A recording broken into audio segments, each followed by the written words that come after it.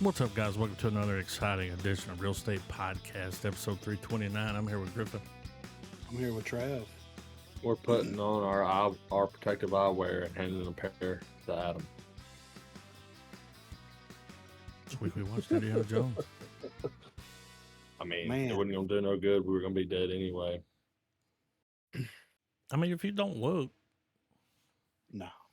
why has it got to be snakes? That's what I was thinking. Yeah. Shit, I would not go down there. No. Parents. Dude, fuck those spiders too. I mean, right off the bat, though, we're reviewing a classic. This movie gets a gold star. Already, yeah. So, I mean, for sure. Yeah. All right, But, next. No. No, but like for real though, like there were shots in this movie that I forgot that were just like that were. I don't know the best way to put it. They were just comfortable. When he's standing on top of the thing when they're digging and it's the sunset, Oh, yeah. and you see him put his hat on, I was like, that's a wallpaper. Yeah. What a great shot. Whoa, that film looks good. Yeah, it does. And I mean, and what about the pacing early on in this movie, dude? Like just hauling ass. No time to dawdle, no long pauses, no bullshit. Like everyone is spitting it. Every bit of dialogue in the first 20 minutes is useful fucking information. Yeah. Their pacing throughout the entire flick is pretty well done because I mean, even the points where you're like, okay, you know, we're in Cairo, we're just kind of hanging out, having a good time, and it's like, nope. And then the chase sequence happens, and then it's one thing after another, but not in a negative way. It's paced so well, and everything is just so well formed. I don't know, man. Before Like, you they know don't- it's over. yeah, It's like, damn, that hour and 55 minutes went pretty quick. Yeah. So maybe it's just because of all the modern movies we've watched and consumed in the past 10 years and everything. I've forgotten how extremely violent this movie was. oh yeah, right. But in a tasteful kind of way. Oh, absolutely. None of this is bad criticism. It's almost like there were certain aspects of rediscovery watching it at this point in my life now. Yeah. But I mean, dude, in all actuality, every adventure film that's ever came after this movie has just tried to be this movie. Yeah. Like Well, it's and the quintessential adventure film. I mean, yeah. this is what Well, Tomb Raider is. I mean, it's Yeah. Indiana Jones. And Uncharted. Yeah. Yeah. And the thing is like, you know, everybody that was involved in this decided Dream that team. well, they decided that they wanted to make a movie like the serials that they used to watch back in the day, stuff they grew up on. You know what I mean?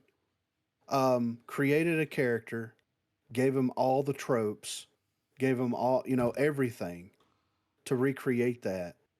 Got the perfect person to play that character, and gold happens. I mean, they're not reinventing anything with this movie, right? And at the time, they really weren't reinventing anything at all. Action flicks had been a thing for a very long time. You know, time period pieces, genre films, like all this stuff have been around, but it was a passion project through and through with a cooperative group of individuals that all love something like that. So you've got three minds working on this flick, giving inputs, giving notes, giving feedback, giving information. I would like to see what they cut because they got this down to a fucking to such a science making this flick where it's like the pacing was perfect like we were talking about. It's just that's what it really goes to show you what people with a shared passion and a shared direction can really do. And they made one of the greatest movies of all time. It's insane. Well, and I mean something as simple as like in the opening scene where he's swapping out the sand for the idol. Yeah. That little level of ridiculousness that happens there is Yeah. enough to set the tone for every other moment in the film that is not, I don't want to say campy in a bad way, but campy. Like Yeah. every, because like this movie could have also been called Indiana Jones and the Close Call, because that is what like 75% of this movie was Harrison Ford just Looking at the camera and dodging. smirking, Yeah. like dodged another one. You know, Yeah. Yeah, love that smirk though. yeah. It's classic Indiana Well, I Jones, mean, dude. yeah, and to add to what you're saying, Griff, um, it knew that the people had a vision, and the movie knew exactly what it was trying to be. Yeah. And it's something beautiful that came out of that. 110%. Because like I said, it didn't reinvent the wheel at all, but it just perfected on what came before it. And you see people do that from time to time now, Yeah, but but but but that to me, this took what the past did at that point in time and elevated it to such a degree that I would argue it hasn't been topped. One yeah. a big thing like John Williams, dude. Oh yeah. Come on, Yeah. the whole movie is just and that fucking Oh, Indiana Jones theme song. Yeah. mhm. I mean, yeah, like let's do a roll call here. You got John Williams doing the score. You got the story by George Lucas and that other Mm-hmm. gentleman. You got the Casting. screenplay written by the guy who essentially wrote the original trilogy of Star Wars. Um, and then cherry on top, it's directed by Spielberg, That's who, him.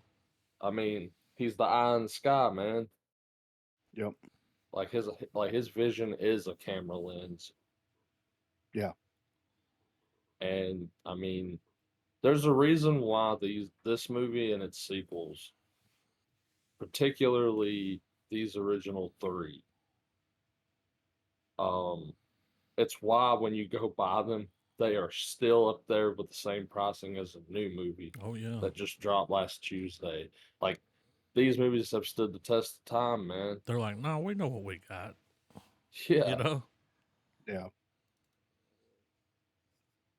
So many iconic shots. I mean, this movie has had so many fucking nods to it. Probably almost more so than any other movie, right? Because you could like pick so many different sequences and like do an homage to that. And we've seen that time after time after time with all different kinds of genres and things. And it's just that says a lot in and of itself. yeah. What this movie was able to encapsulate because of the people behind it, I think, you know, like other teams can't, like they can only take a sliver of this and do it really fucking good instead of like, because that's the thing, there really hasn't been another great adventure movie that have dropped like this. Like you could probably throw Pirates of the Caribbean in there, um, but I mean, I would still say like these movies still hold up, and they haven't. There's a reason why stuff like National Treasure, um, all the other stuff we mentioned earlier, man, that they do what they do good, and they're not terrible films. But we all know that like they're just trying to be Indiana Well, Jones. a Yeah. copy's never as good as the original. Yeah. Yeah, and I mean most of the time with some of these other movies, you can absolutely apply that imitation's the highest form of flattery. Yeah. I one thing that I did notice this go through is how they handled the quote unquote bad guys. You know what I mean? The Well, it Nazis. was a backdrop. Well, I'm like you've got two main villains, right? You have the Nazi Yeah, the Jew villain. hunter. Yeah, Fräulein. and then you have the French guy, Yeah. right? Yeah. Two very different approaches, two Mm-hmm. very different, two very different objectives that they're trying to get out of everything, and it's just interesting to see because like when's the last time that you watched something that had two distinct villains that didn't necessarily see eye to eye, but were like working together in this weird way? And it's like it happens occasionally, but it's just interesting because they're both threatening in very different ways. And it's kind of it's an interesting approach. And like, you know, the one, the Nazi guy shows up, and you see him early on when he shows up to the bar in Nepal and all that stuff. And they do a good job at setting the tone of what that character is right then and there. Mm-hmm. And if he shows up, it's about to be a bad day, Yeah. Well, it was And good. It was a good use to contrast the threat level. yeah, because the French threat dude was level so midnight, dude. whimsical. Yeah. Well, So he just wants to fuck whimsical. over Indiana Jones. Like, Yeah, like Yeah. he's like, I that's want the to take credit for your stuff. And the other yeah. guy's like, we He's want to the please the Führer. yeah. He's the personal threat, Like, he was even going but to take his girl. yeah, At but the the end, when they're like, Nazis, give her back, yeah, he looked over at him and he went, mm-mm. It's like, Yeah. oh, well, Sorry. well, I mean, and it also just added to just the importance of the MacGuffin of the film, you know. Yeah. The Ark of the Covenant, dude. So I want to talk about the Ark just a little bit. I mean, you can't not talk about that thing when you're talking about Indiana Jones. So, um, one thing, I mean, and of course, this has absolutely nothing to criticize the movie with, but it's actually just fun little like bits for useless knowledge, shinfo. So, in the actual conspiracies and myths behind the art, is that you know how the one archaeologist was like, it's a transmitter, man, like Hmm. it's not of this earth. That was almost like a nod to the alien aspect of it, because there's Yeah. a whole deep dive on the idea that the ark was actually radioactive. Yeah. And and going away from science and flip-flopping over into religious aspects, when you look at in the Bible and scriptures and stuff, they talk about like the people who carried the ark had to wear certain types of armor, almost like a hazmat, like a radiation suit, when they were carrying it across the desert and everything. Right. And like people that were around the ark developed stuff that was akin to radiation sickness. They bust out in boils and hives, and of course they they correlated that to the power of God, obviously.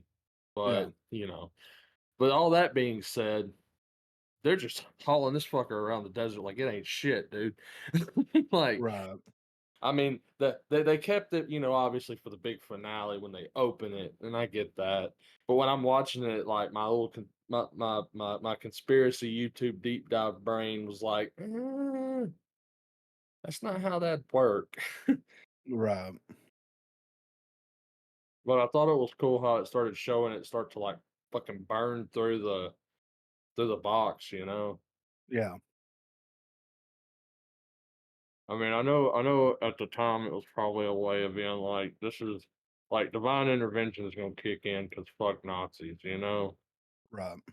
But I thought that, just little things like that. And I loved how ominous they kept the arc. Yeah. Like not once in this movie was someone like, "Oh man, it's gonna be okay." It was like, no, when they were digging, storm clouds were brewing. You didn't know what the fuck was going on.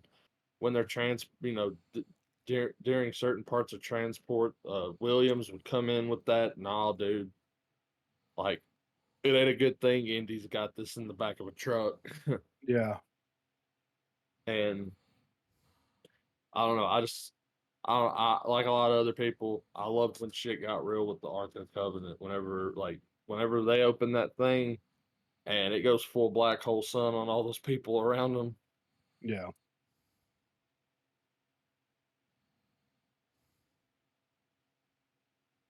just amazing, man. And like you feel the adventure. Like they really make Yeah. you feel the adventure. They really make you feel like you're, you know, every time I watch this, I feel like a kid. Yep. It's peak escapism, man. Especially when he Yeah. goes down there and he takes his little broom out and dusts the thing off, and Oh yeah. it's like, oh, Well, I fuck. remember any time as a kid where you ever played just running around out like Raiders of the Lost Ark is the closest I feel like we could get to explaining to newer generations what the fuck we did outside when we Yeah. talk I about went and we looked were for out idols in the woods, dude. Like, we were outside until I sundown. brought Why? back a Because rock. we were out there creating an adventure like Indiana Jones. Like whether it was I had a like satchel, you know? yeah, like no man, you gotta watch out for the Couldn't get booby away. traps. Why? Because there's this vine hanging from the limb. You know, like I Could mean, be a snake.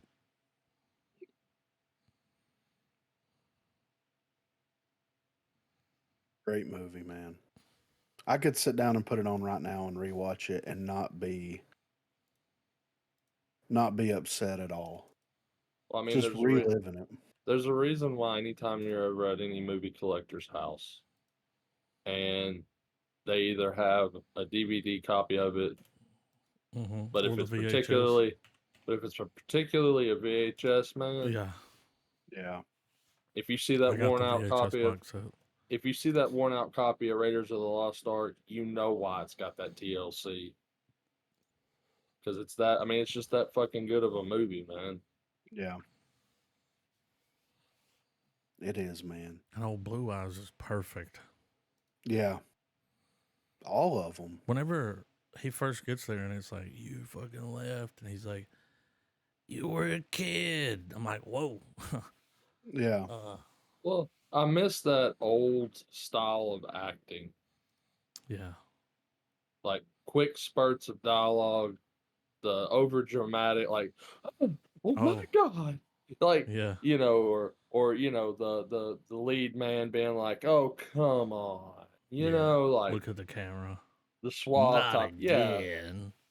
The suave shit, you know, like they don't do that anymore, obviously, for obvious reasons that we won't go into. But like, Dude, he got all those kisses and then just fell asleep. And he was like, ah, he was done, you know? Ah. Yeah.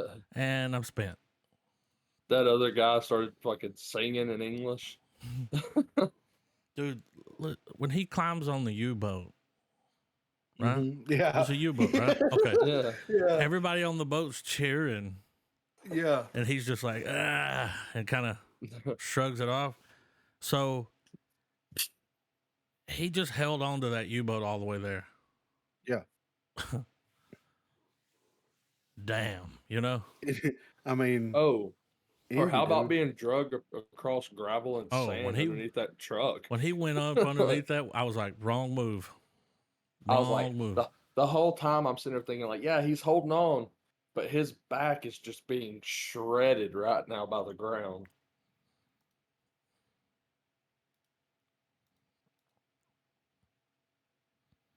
That's great. I can't see this. Wait to see the next one. Yeah, I know. It's been a while, man. It has been a while. I'm glad we're finally doing it on the pod, man. But yeah, I mean, this gets the coveted fucking real estate golden fucking idol, Golden right? Idol, dude. Yeah. Yeah. No, Start man. the plane. No, my man. It's much more deserving.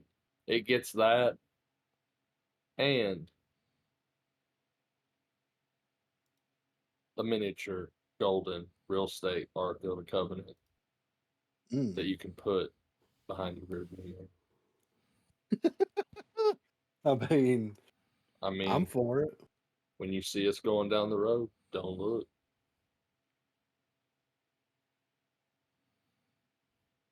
Straight melted those dudes' faces off. It was metal as fuck. I The loved it. one dude's head exploded. Yeah. You're the one that fucking said shit. Yeah.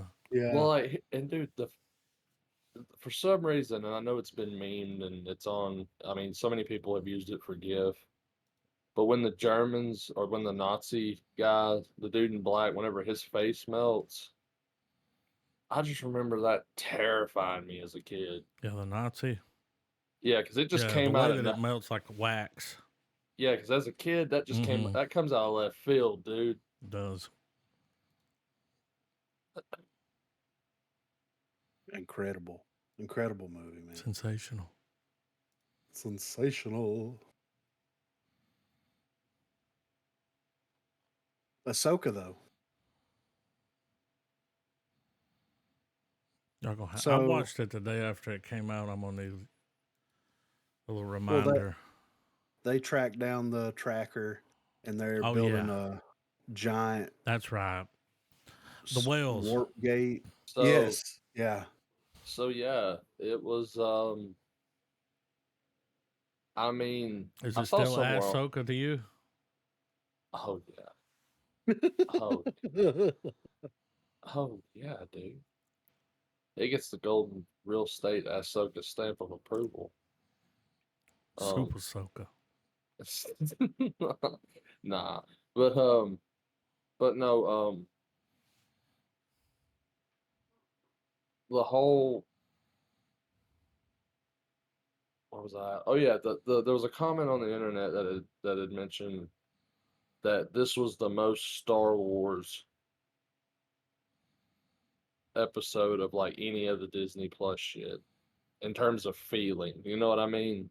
hmm I kind of can agree with that. Wouldn't you guys say? I mean, I kind of agree with it, but like, we've seen some other really cool shit that's felt like Star Wars as well. It's like, but it kind of ties into, and I didn't, of course, see anything about this on the online or anything, but it's like, chick gets stabbed, the lightsaber survives.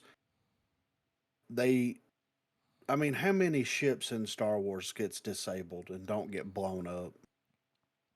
You know what I mean? Mm-hmm. Like, I'm not shitting on it. Like, don't get me wrong there. I understand that they have to survive because they're the main characters and everything. And it did Oh, the lead to, plot armor is real. yeah, and it did lead to that cool sequence. I wish that they would have done more with her when she was out in space. I mean, she cut one of those ships in half or cut the wing off of it or whatever. That was cool. I was waiting for her to like force, to like force grab one of them and smash it into another one or whatever. Like, I don't Yeah, know. I was waiting for a little bit of something, you know. you But were waiting for the for a big force moment. yeah, that's what I was waiting for in space, or her to like jump off of the ship that's broke down and then like just haul ass towards them with the force and like rip Yeah, one of them out, and it's like, I I think for me it was like I think it had to do with it felt very much like an episode of Clone Wars. yeah, And that wasn't a bad thing considering how shit has been. right, Um, I'm completely caught up in who the fuck this Merrick guy is.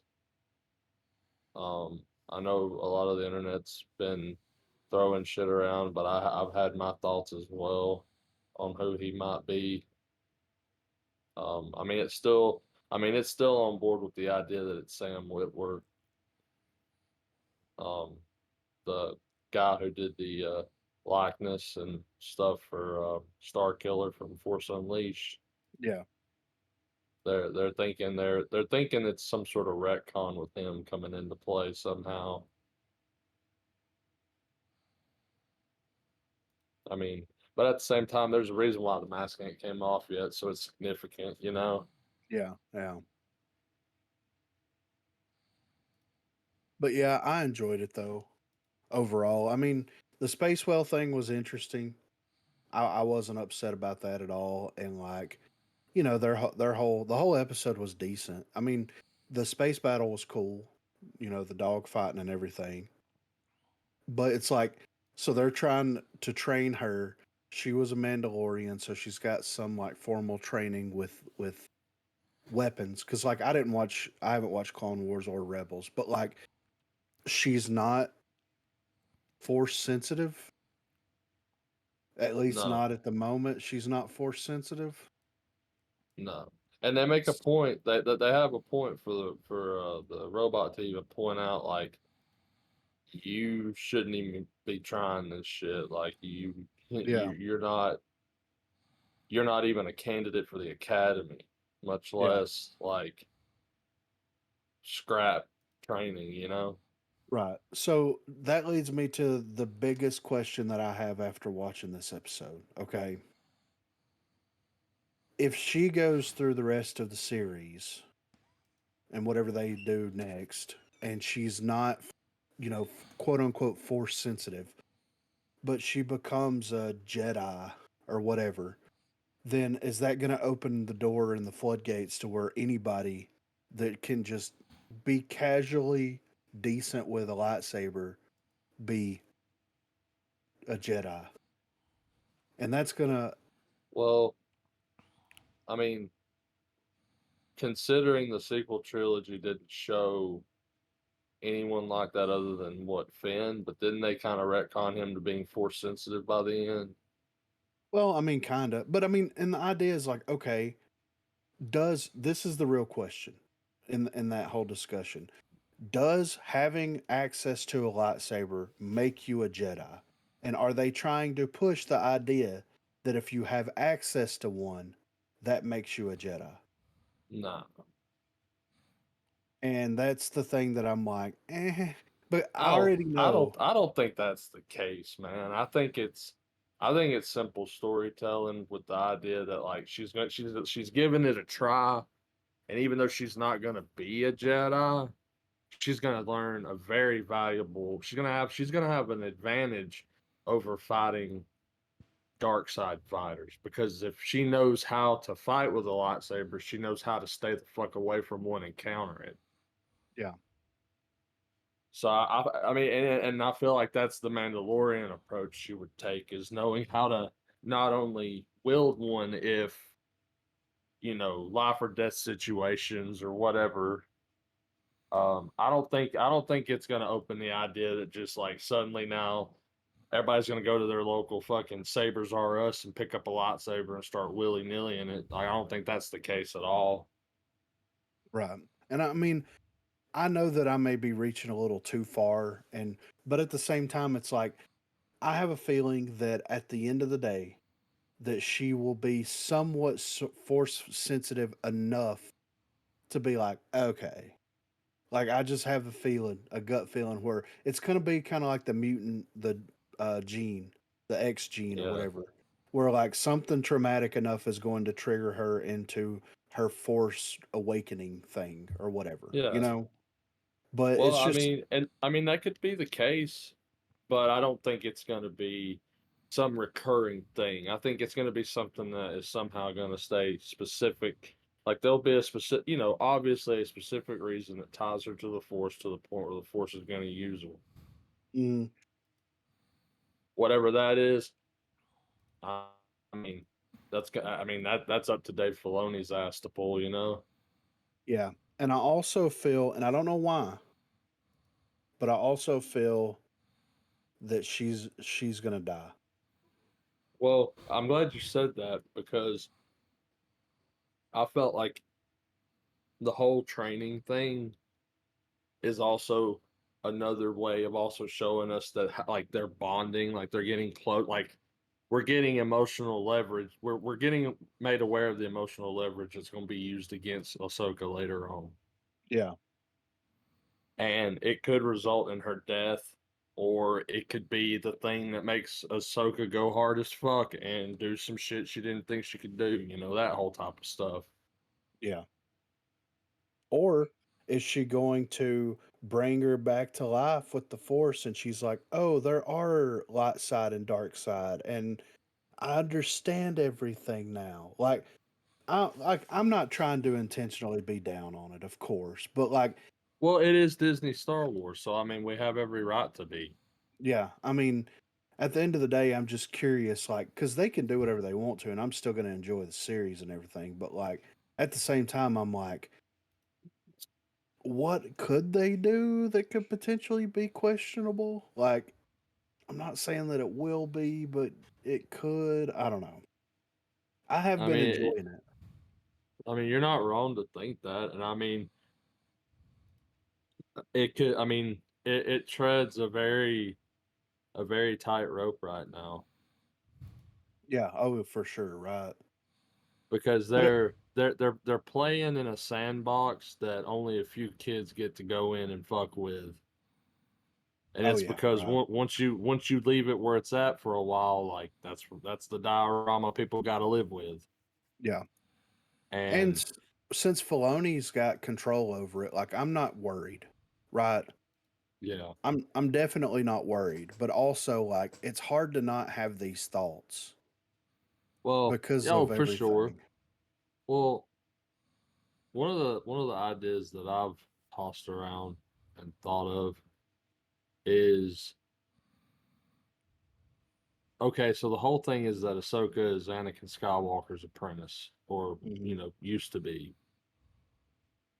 Okay, when they created the Inquisitors, Yeah, uh, Vader was like, "Why the fuck you give me these motherfuckers?" Like it wasn't like he liked them.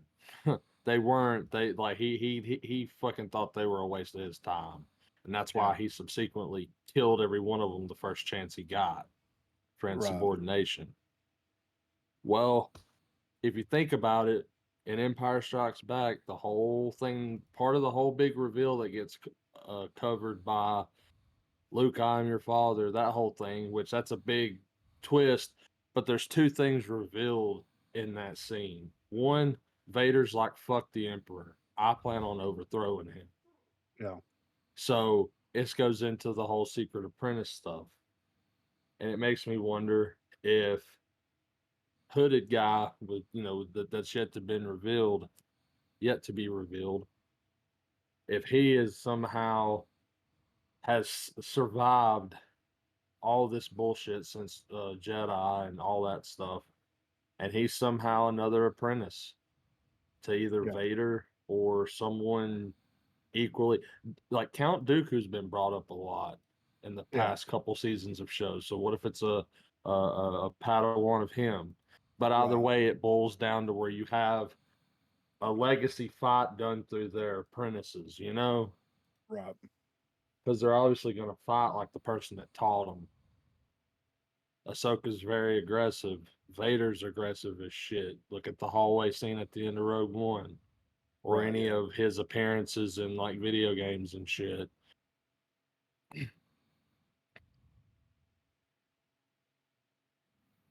We'll see. I mean, it's not bad. Like I said, and I'm not poo-pooing all over it because I've been really enjoying it.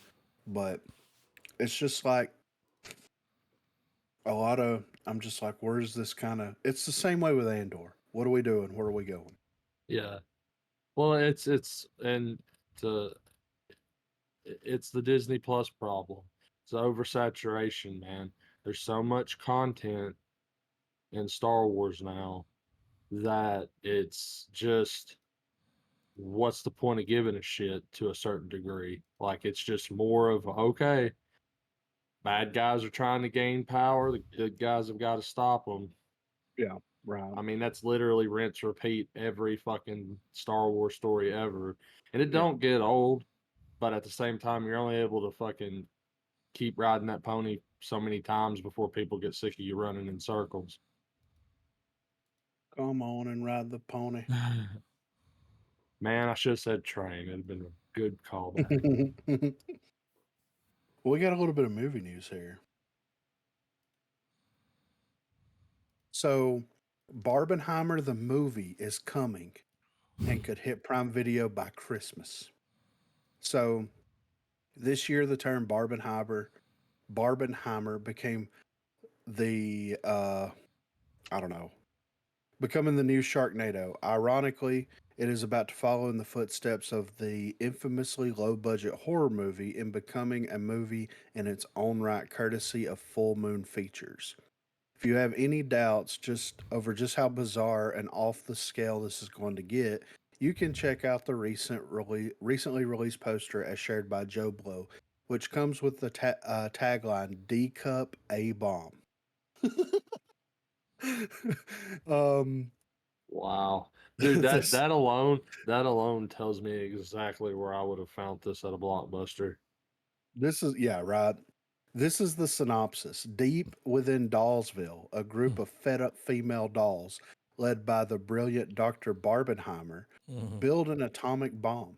Their mission to bring down the patriarchy once and for all. But as the battle of the sexes swells, will Barbenheimer and her bevy of beauties end up blowing up more than they bargained for? Comedy, drama, action, and Armageddon erupt in Full Moon's latest freaked out fantasy film, Barbenheimer. This sounds I like a mean, porn parody, It does, right? either which they that should make. or all of the scenes of Dude, Where's My Car without Ashton Kutcher and Sean William Scott. Yeah, right. Zoltan, dude. Where's the continuum transfunctional? D cup, A bomb. I mean, 2 movies, 1 film. I mean, so it says here that it may be a little hard to believe that the movie is even happening. Never mind going through a full production in the time it takes most companies to complete a TV show episode. But this is Full Moon Features. Founder Charles Bland, who is producing Barbenheimer, has previously delivered some memorable B movies, including the Puppet Master franchise, Castle Freak, and Demonic Toys in the company's near 35-year history. This year, the studio has already unleashed several movies, including Demonic Toys, Jack Attack, and stop motion movie The Primevals.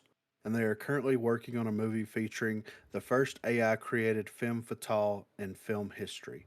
Controversial for so many reasons right now, and the completely horrendous sounding bad CGI gator. That's, I mean, what we gotta, I mean, we're podlocked on it, right? Barbenheimer? I mean, I'll give it a spin. Who are they casting in the lead? It might be a porn star.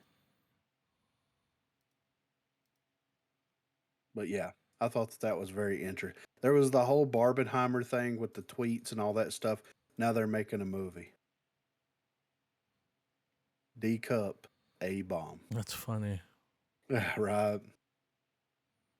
So I thought this was interesting. Saw X director says there's no obvious new direction for the future of the franchise.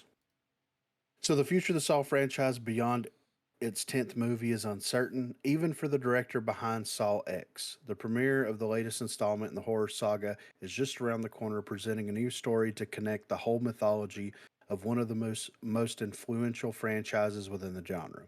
Filmmaker Kevin Gruter has been a part of the saga since the very beginning, joining original creator James Wan as an editor on the first movie and reprising his role for the fourth sequel and the 2017 prequel Jigsaw. He later stepped in as director, helming Saw 6 and Saw 3D. Now he's returning to the saga as the man behind the camera for the latest movie, which will travel back in time once again to dive deeper into John Kramer's story, with Tobin Bell returning as the main star. Although this movie may seem like the perfect way to offer an epic conclusion to the franchise, for stories like this one, things are never definitive. However, the path that a potential future chapter could take is uncertain, even for Groteur. In an interview with the SFX magazine, the filmmaker spoke about what could be next for Saw.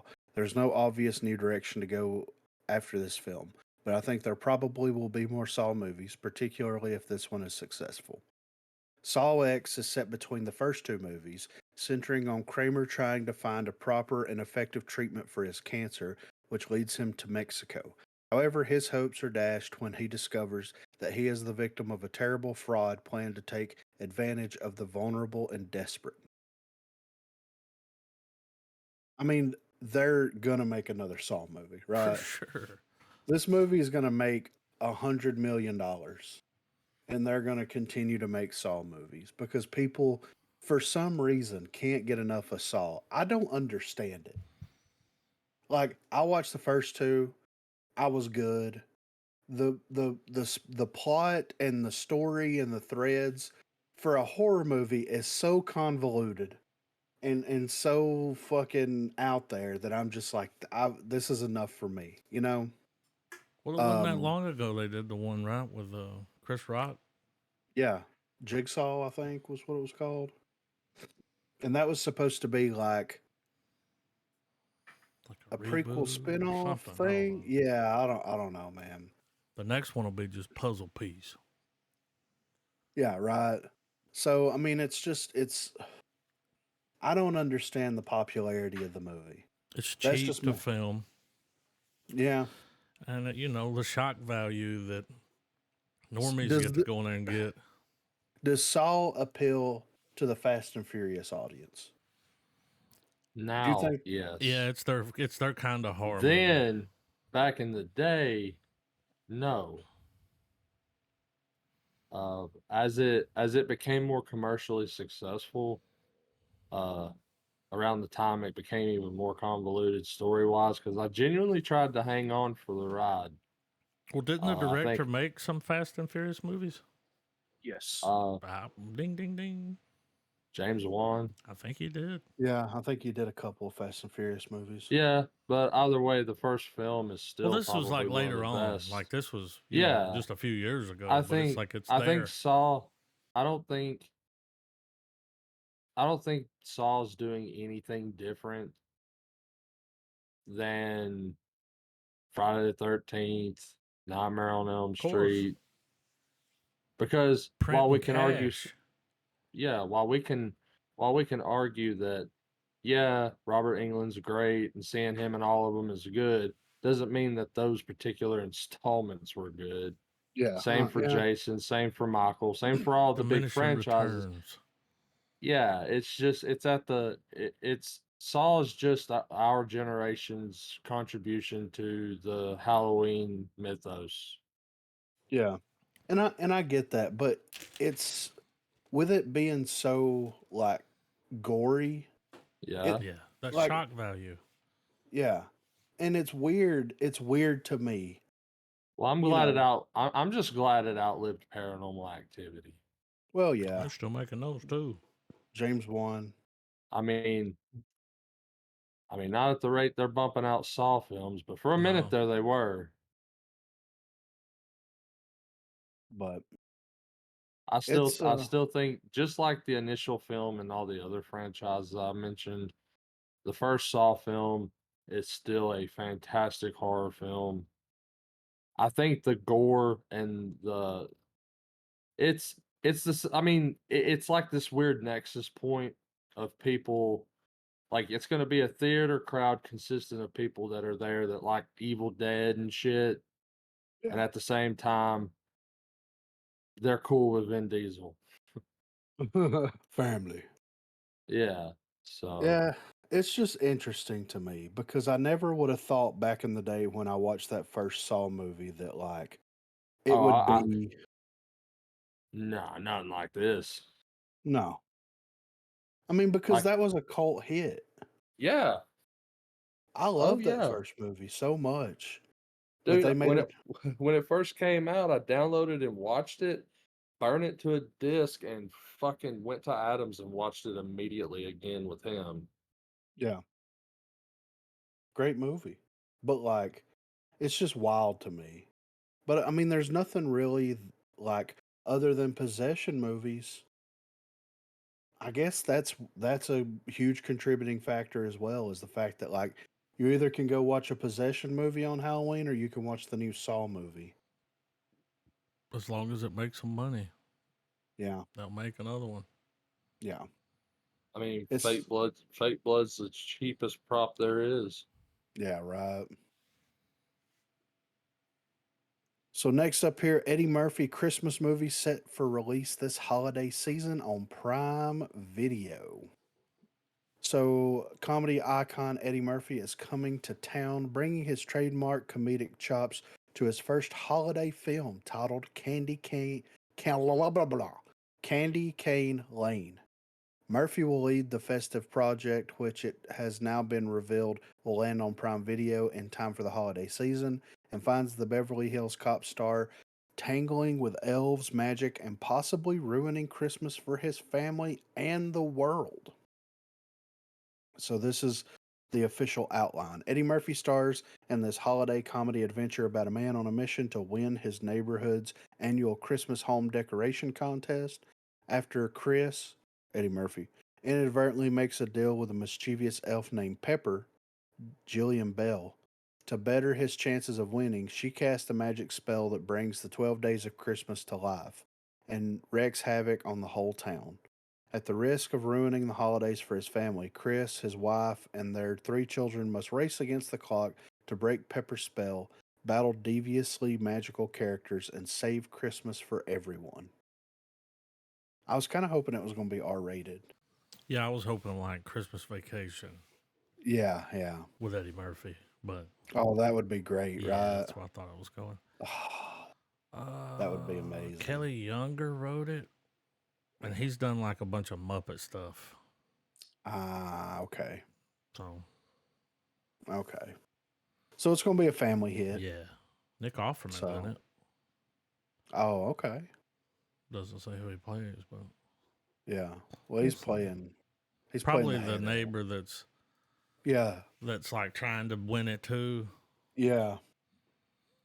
So, I mean, we may have to throw this on though when we do a Christmas movie. It's like, I'm down Yeah, I'm always down to watch some Eddie Murphy. for real, right? So this is pretty interesting here. Juan Carlo Esposito has spoken with James Gunn about joining the DCU.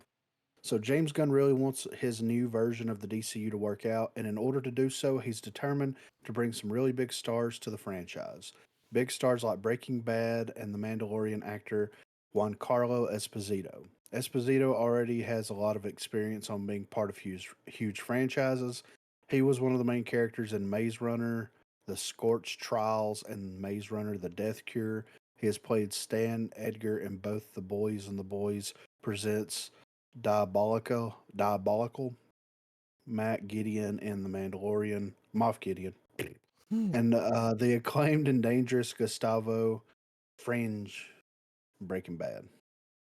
Esposito has been a part of a DC Comics related project, lending his voice to Lex Luthor in Harley Quinn's animated series. So he's certainly a tried and tested talent for Gunn to add to his new gallery of comic book movie stars.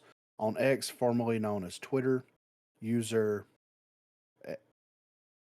I don't know, Schwartz, whatever that is, shared a video of an event during which Esposito participated. In the video, the actor answers a fan who asked him about the possibility of joining the DCU and confirms that he has already been talking with Gunn about the idea.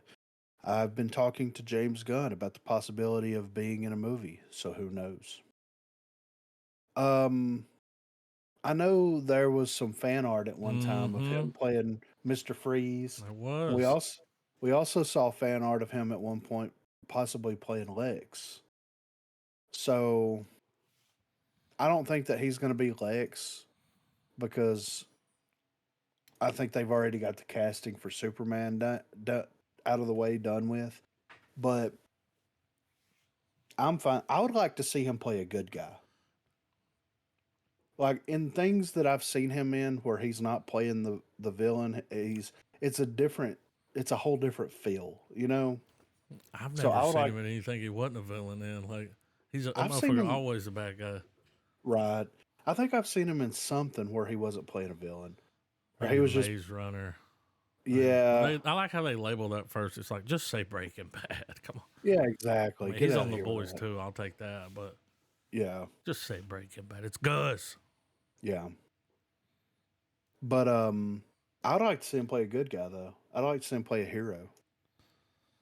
That would be cool. He's just got this such an intimidating presence about him. You know what I mean? Yeah. Oh. So Oh, if he walked in, he'd be like, everybody, chill. You know? He does the yeah. like, dude. Oh my watching him on God. Breaking Bad, like, just talk Yes. and that dead stare Yeah. that he Walter. would do, Yeah. so good. Amazing. Especially So I'm when you see him happy. just be normal. It's Yeah. like, oh, he was acting. Thought he was Yeah. just like that. I He mean, just got that cold, dead stare in real life. It's like, oh God. I do want it to happen. I want like I'm fine with him playing a villain, of course, but like I want to see him be like a Thanos level villain if he's a villain. I think he could carry it. I think he would stare Superman down. oh yeah. I mean, He'd be like, I look at mean, me.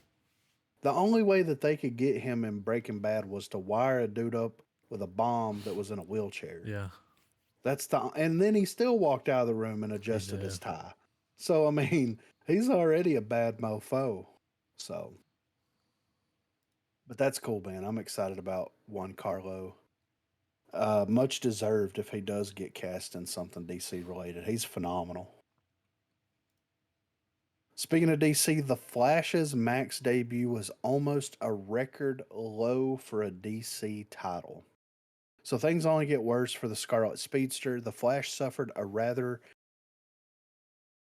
inauspicious debut when it dropped on Max on August the 25th. As MovieWeb previously reported, only 1.1 million households checked out director Andy Muschietti's adaptation of Barry Allen's version of The Flash when it started streaming. And The Flash now holds the most dubious honor of being the second lowest debut for a DC title on what was formerly HBO Max. Only one DC film performed worse than The Flash during its premiere on the streaming service, and that is Shazam Fury of the Gods. Director David F. Sandberg's superhero movie eked out a B plus cinema score, with moviegoers coming right out of screenings, which isn't great for any genre of film outside of the horror realm. While the 86% audience score on Rotten Tomatoes is quite good, the critics hurled their own bolts of lightning and fried Shazam Fury of the Gods to the tune of a 49% tomato meter rating. The result, Shazam Fury of the Gods bombed at the box office, and only 260,000 households watched its streaming debut. And now The Flash must face the fact that it too is at the bottom of the barrel when compared to all the other DC films that are streaming on Max.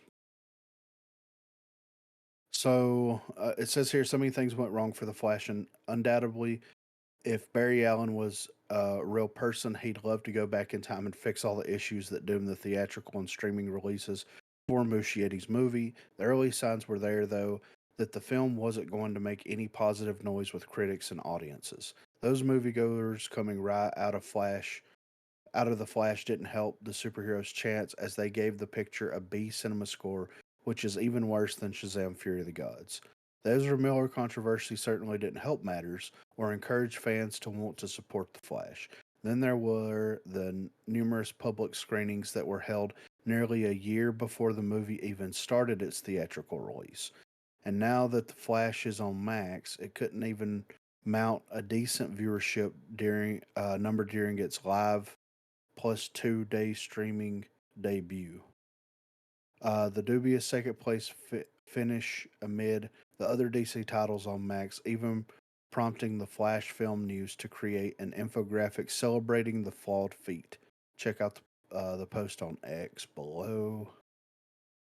Fans who are giving the Flash a chance haven't been too disappointed. The film holds an 83% audience score at the time of this writing, and Muschietti's movie does have things to offer that films like Wonder Woman 1984, Black Adam, and The Batman can.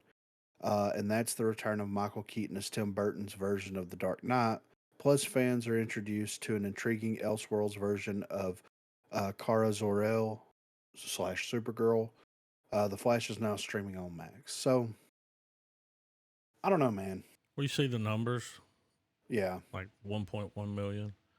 yeah, Justice League was 1.4. I mean, that's not. yeah. The beauty of a streaming service is I can watch it like, I don't know, when I get ready. Yeah, right. Not the first day it's on there. Like, ooh. Yeah. I mean, It's interesting. First of all, it's interesting that they calculate day one or like week 3 one. days. Yeah, That's what they that's do. kind of First, I guess it's a weekend probably yeah, that they put it up, and it's like, here, it was up the weekend. yeah. So Yeah. that it's interesting how they do that, but also, I mean, I don't know, man. Like the Flash, it's like it's what we've talked about before. It's like it was building to nothing, Mm-hmm. right? And like Mm-hmm. that's the unfortunate downfall of the superhero genre because of Marvel. Like it was building to nothing, and people already knew that Gunn was taking control. Yeah. Like there was a lot of things that were involved in this whole process. So it's not like it just didn't do well. It's like, well, Ezra Miller's being crazy kidnapping people. You've got that Mm-hmm. going on. They've re-edited and reworked the film multiple There times. was reshoots. Yes, I mean, They was said, oh, then they were like, Superman's gonna be in it. Oh, no, he's not. yeah. Made him So come out and announce. yeah, Yeah, yeah, that wasn't a good look. no. So I think, honestly, I think Gunn's got a lot of work um, ahead of himself here because I think people are over. I mean, look at how Shazam did. Look at how Flash did. Look at how Blue Beetle is currently doing. I think people are over DC right now. And the studio can only blame themselves, and fans that were not interested in seeing Snyder's vision out Mm-hmm. can only blame themselves as well. Well, like, I'm not in a rush to see some Blue Beetle. I'll check it out, but I would Mhm. love, like, if an episode of Peacemaker came out tonight, Yeah. I'd watch it within the next couple Oh, of days. oh, for If sure. not Yeah. tonight, Yeah. why Blue Beetle? You know, I get their setting stuff up, but dude, it didn't lose money. I mean, the Flash. They said the estimated budget was about 200 million. It did almost 68 million over that, so it made some money. It just didn't. Yeah. So, you know, Yeah. But, and then also it's like, is their scale too unrealistic? for like the Flash, it ain't Batman. That's all I'm saying. I mean, it's the Well, Flash, but it ain't Batman. It ain't Robert Pattinson. well, for just superhero movies in general, Yeah, like you've got the Blue Beetle come out, and then it's like, well, I mean, it hasn't done terrible, but I it think hasn't that should have done been straight to HBO. right. That's just me. But like they're dropping 100 million, $200 million on a movie Yeah. and banking on a huge $1 billion turnout and all this stuff, and it's like, bro, remember when we were having conversations like a couple of years ago that theaters were dead Mm-hmm.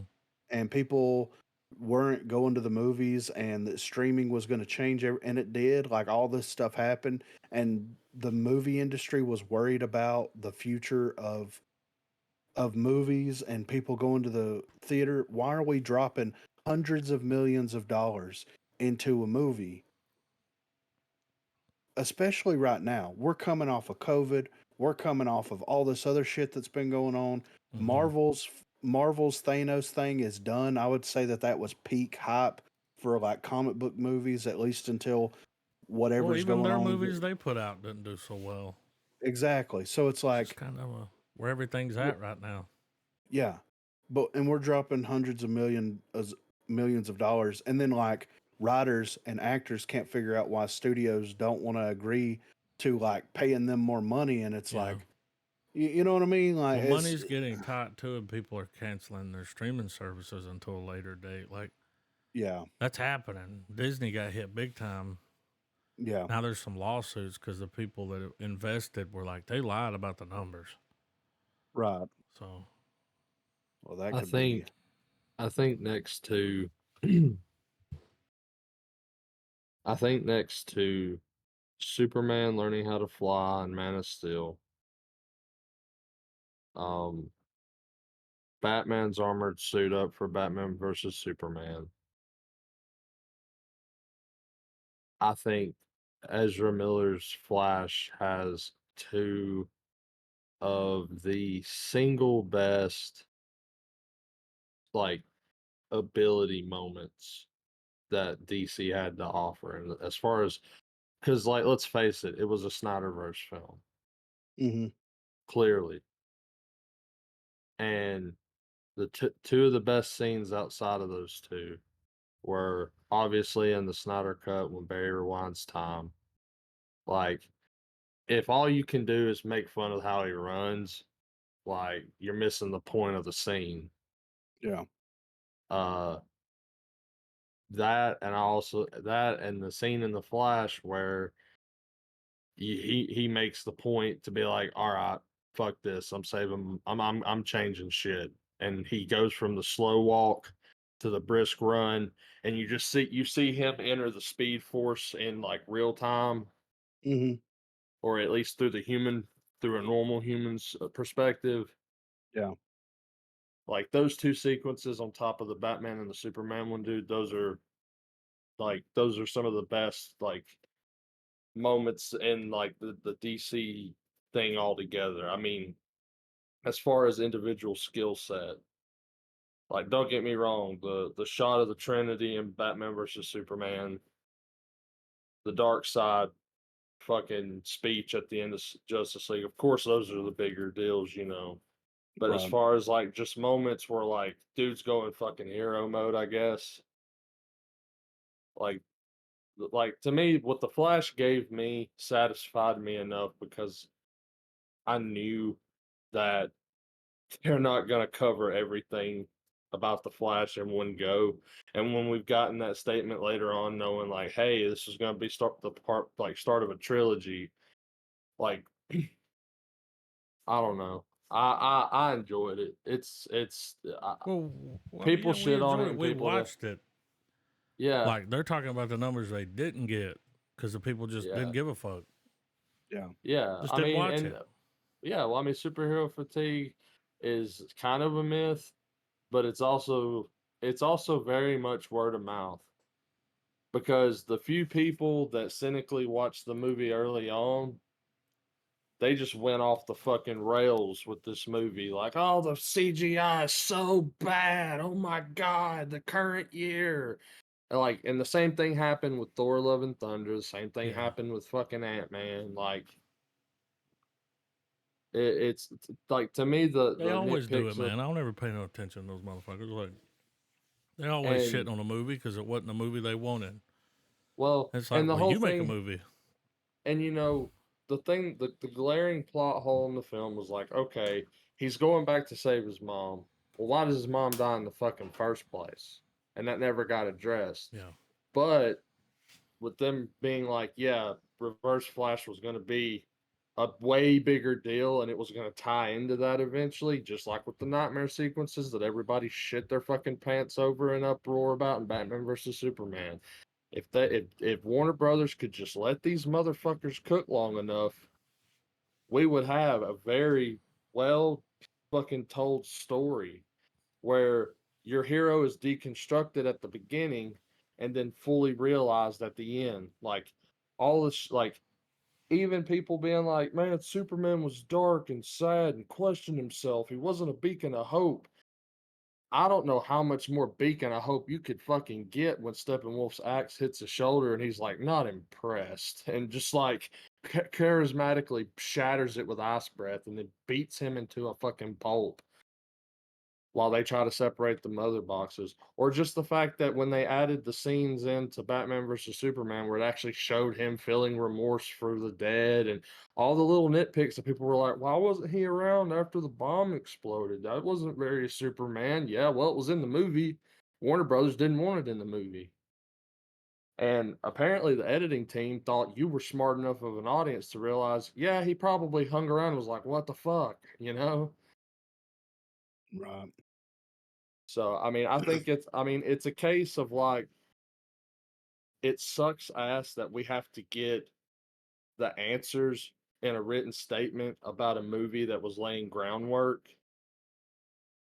Like, it sucks knowing that because if that didn't exist, then sure, all of these really hard fucking core criticisms of the Flash, the plot holes, the writing, blah, blah, blah, blah, blah, that would make so much fucking sense. But that's not what the plan was. Yeah. Well, like I said, I mean, I think people are over DC, and I get it. I Well, I mean, mean, I think they're over like large IPs in general, to be honest with you. Because look at Indiana Jones. Well, and the economy probably has a lot to do with it. I mean, Yeah. how much does it cost to go to the movies now? How Mm. much Oh, is I mean, gas? How much does your groceries cost? Which one? I mean, none of us went and watched The Flash in theater. nah. Yeah. Would have. You know, that's Yeah. something that I would have done back in the day. I mean, I if didn't go yeah, watch Indiana Jones in the theater. and Like, you're the last you're thing I right, watched was Batman, I think. and those and both Oh, of that those can't be right. films were movies that, like you said, normally, hell, I'd have been there on a Sunday or Yeah. whenever time permitting. No, I think it was I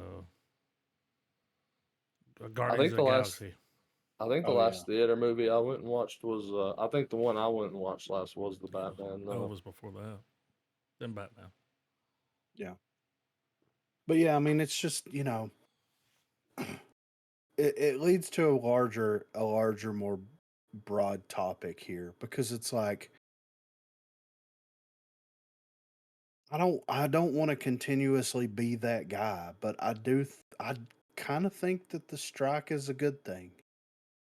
yeah, we would have I got mean, if this had happened sooner, Oh, they wouldn't have we been no wouldn't Blue be in Beetle. this. We wouldn't have had this big melting pot of bullshit from Marvel or DC. I mean, exactly. And I don't know. I think that this strike is going to be more impactful than people really want to give it credit for.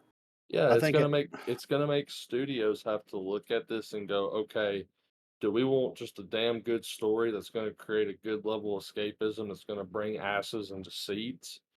Or do we want to push a political agenda and slowly subvert it or not even a political agenda, just politics in general?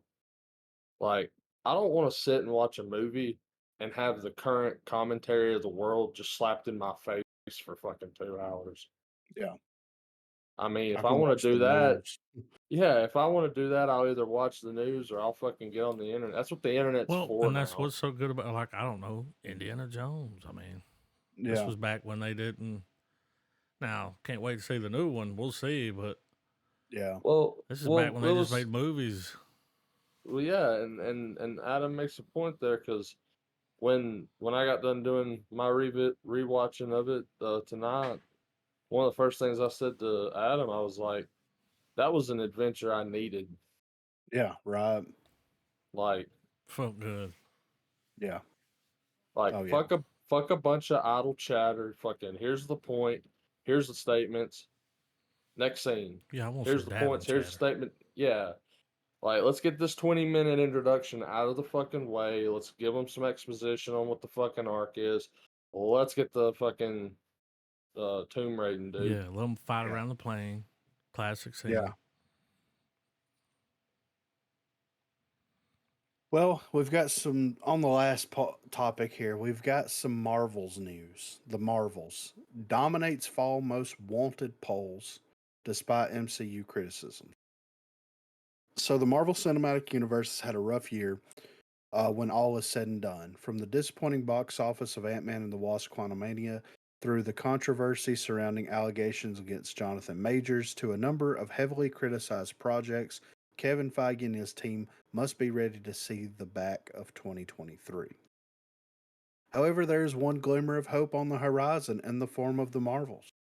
Despite the internet's constant dislike of Brie Larson and trolling over CGI effects seen in the trailers, the film is the most anticipated release of the fall season, according to a Fandango fan poll.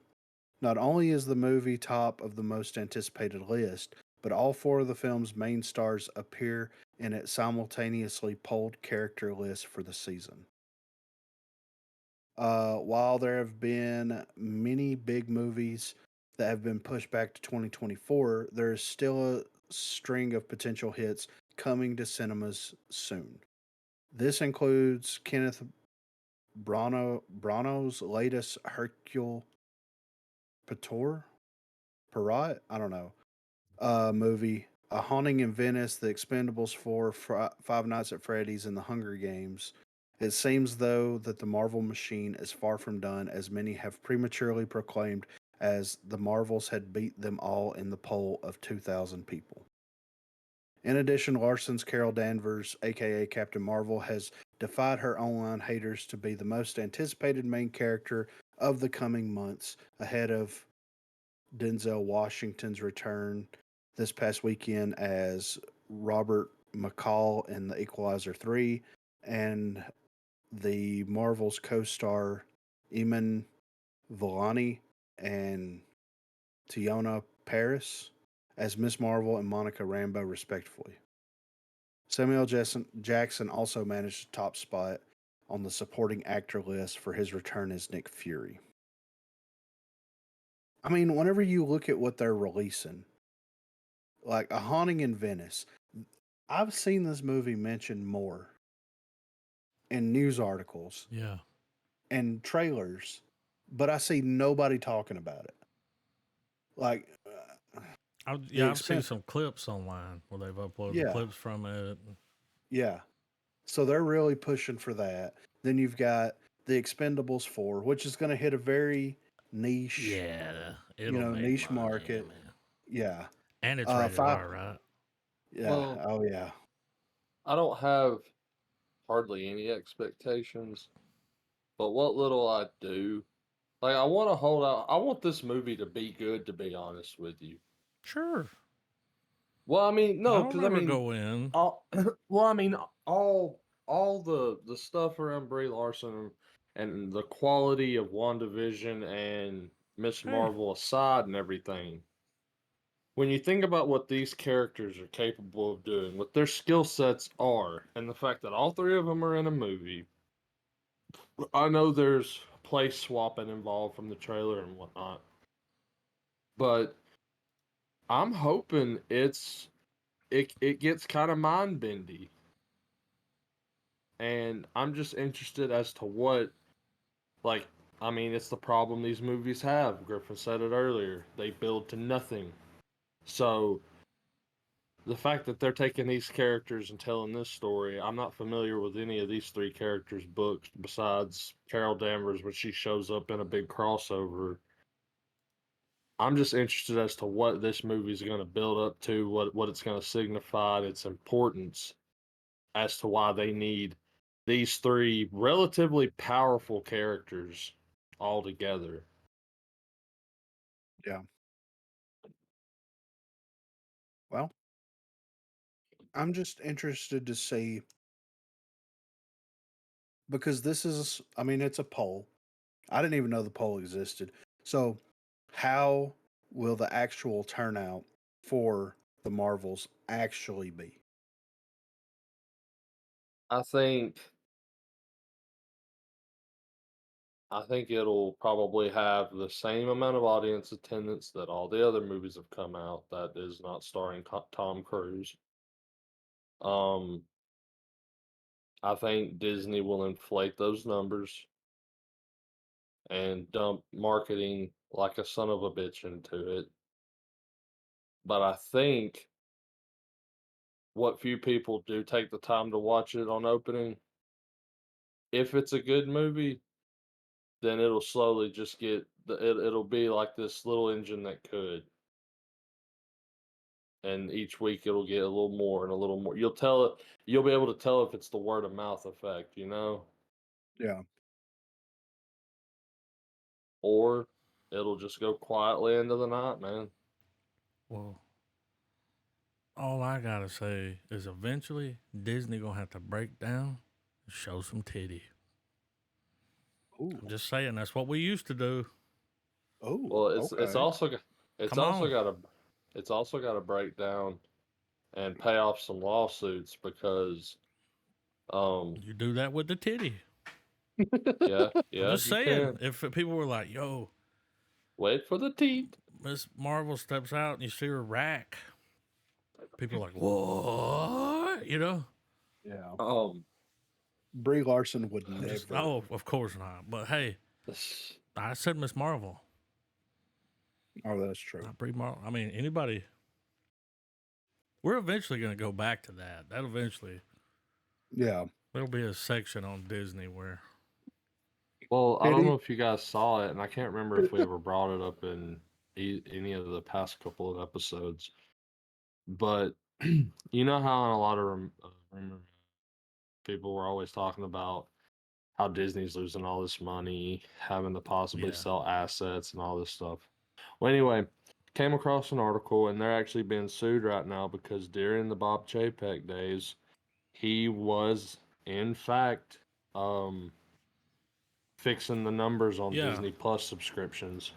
That's Mhm. what I was talking about. It was like they lied Yeah, and got investors to invest, not to mention people that bought a lot of stock.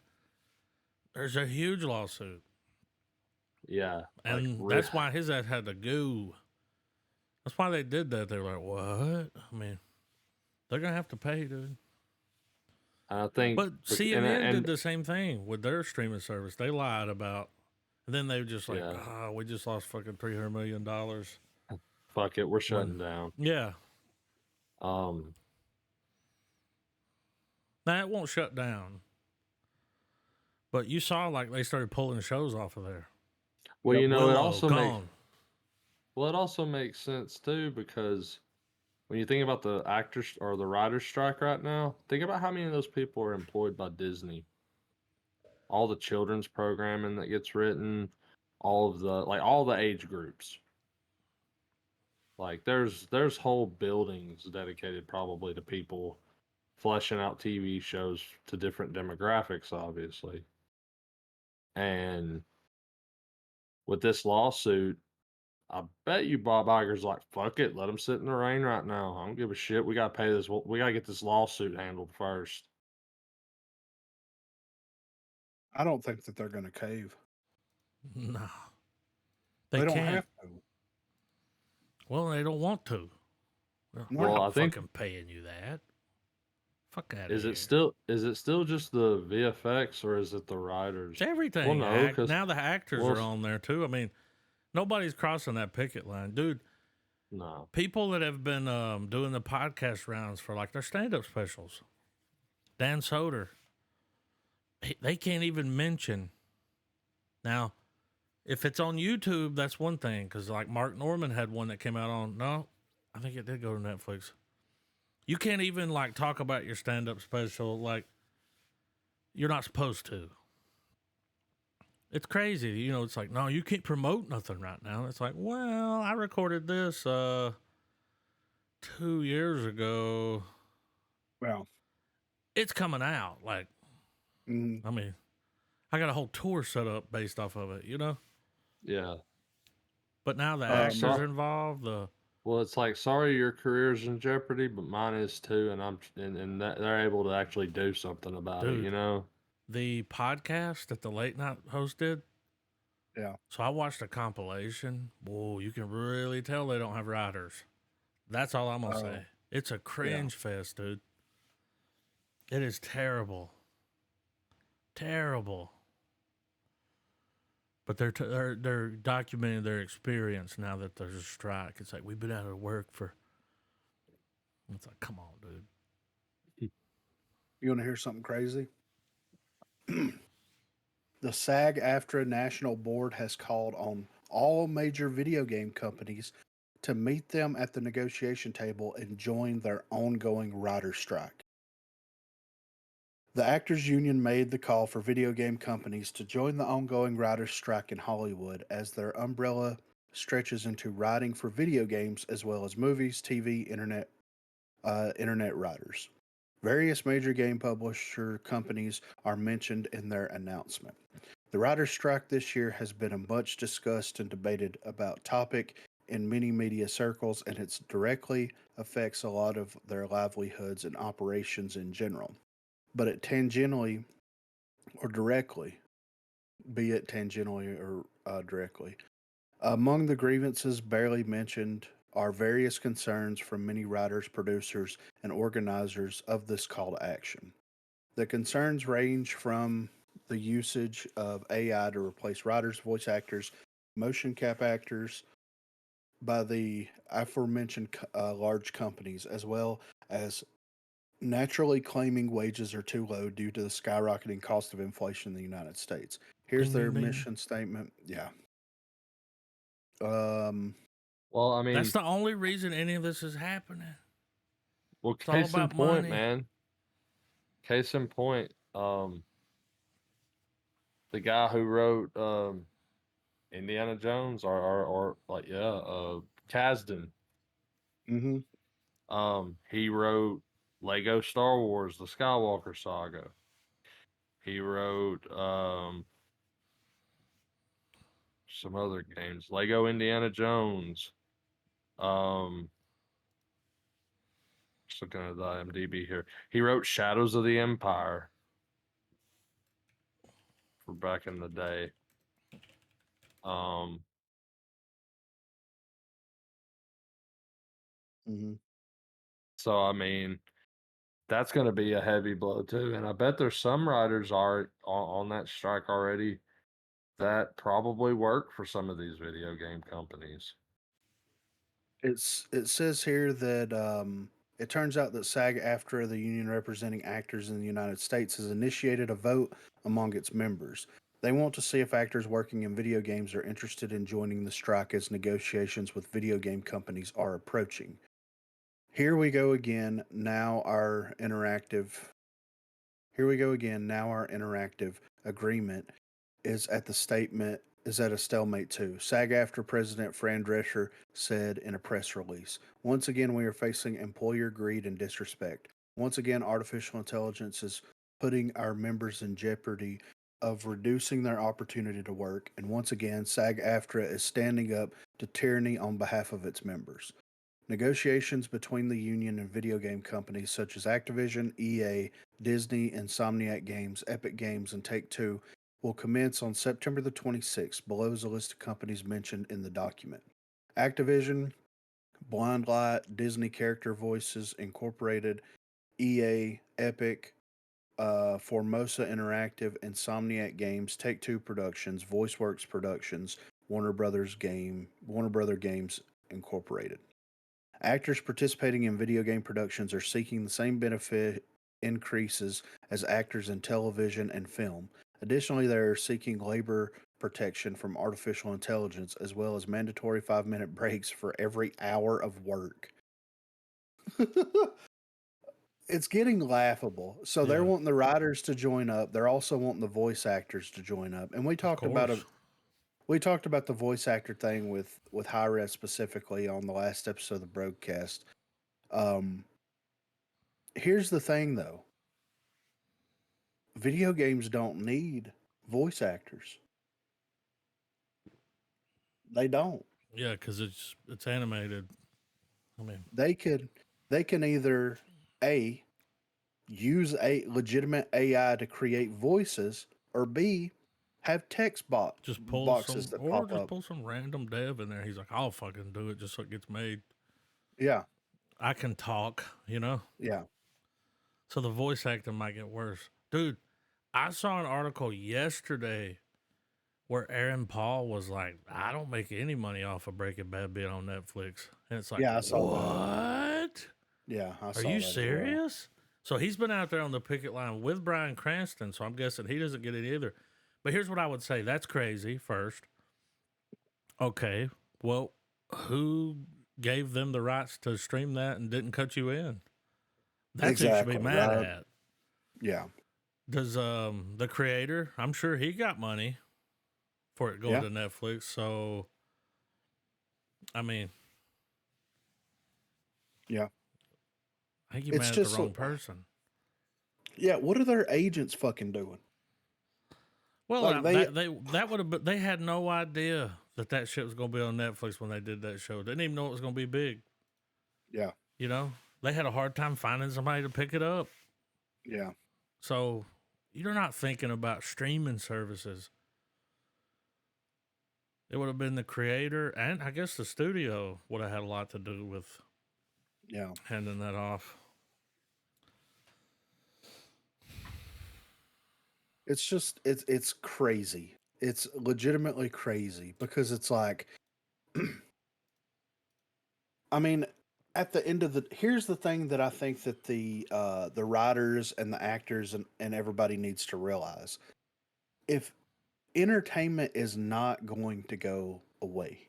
No, We've got over no. 100 years of anything that you want to watch already backlogged. Dude, Not to- also, we'll just dig deeper and find those people that aren't Yeah. big yet and give And them a blow 'em chance. up.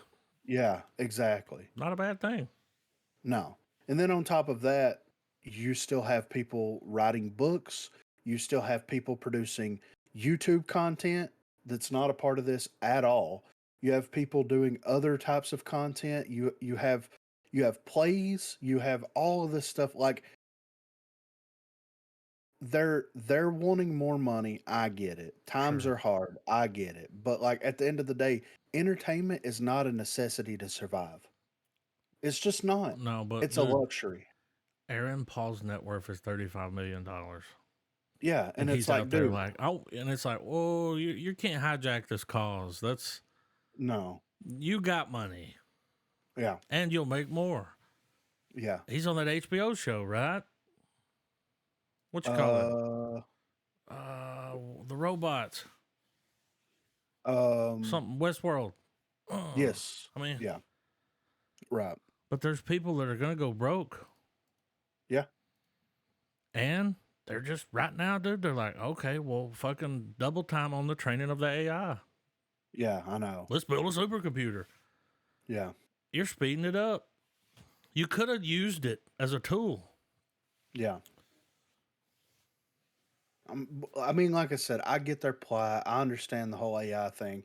That's one thing, but I think that they do need to realize, like, look, man, video games can still be produced. That's not going to stop happening just because they don't have access to voice actors. No. They're still going to be entertainment is still going to be easily accessible.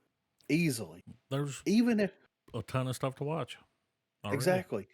Even if they shut all the streaming services down, there's plenty of syndicated stuff Yeah. that we can watch that is better than what's being produced right now by fucking far.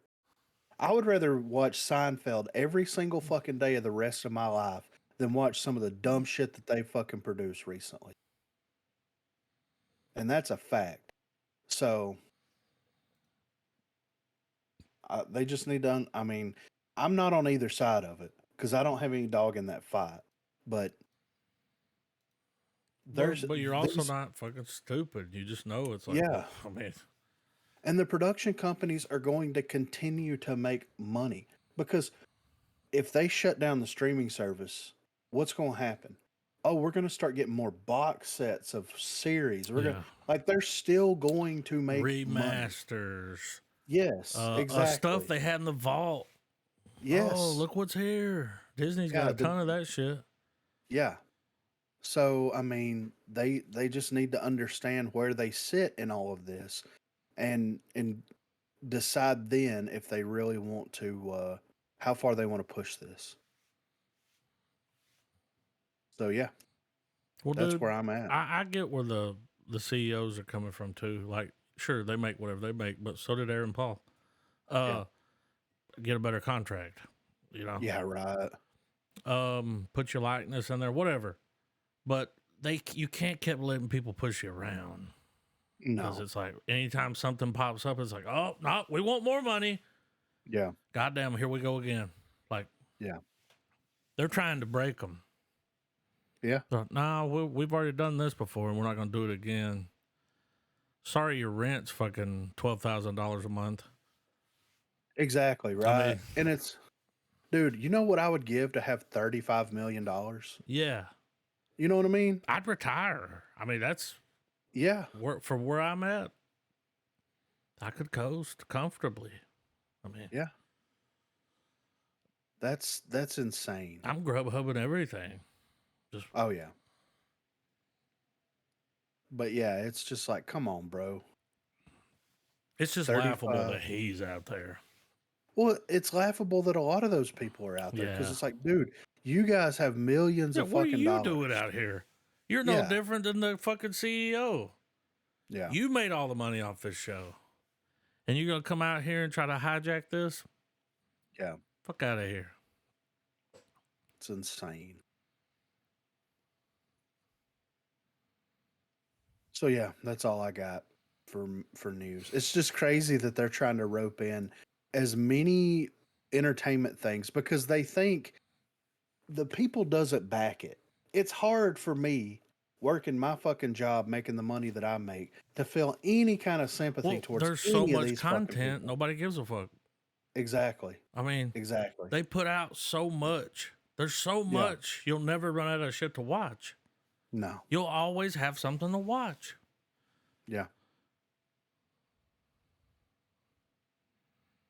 So They did it it's to just, themselves, pumping that shit out like that. yeah. And signing terrible fucking deals, man.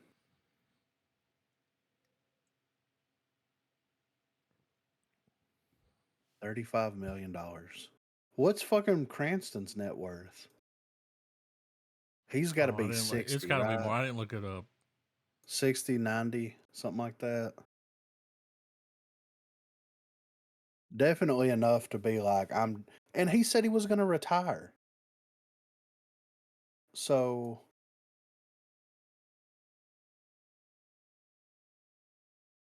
I don't know. It's fine. There ain't no skin off my dick, you know? I'm still Oh going to be yeah, playing video games, he wanted to watching give his movies. wife a chance to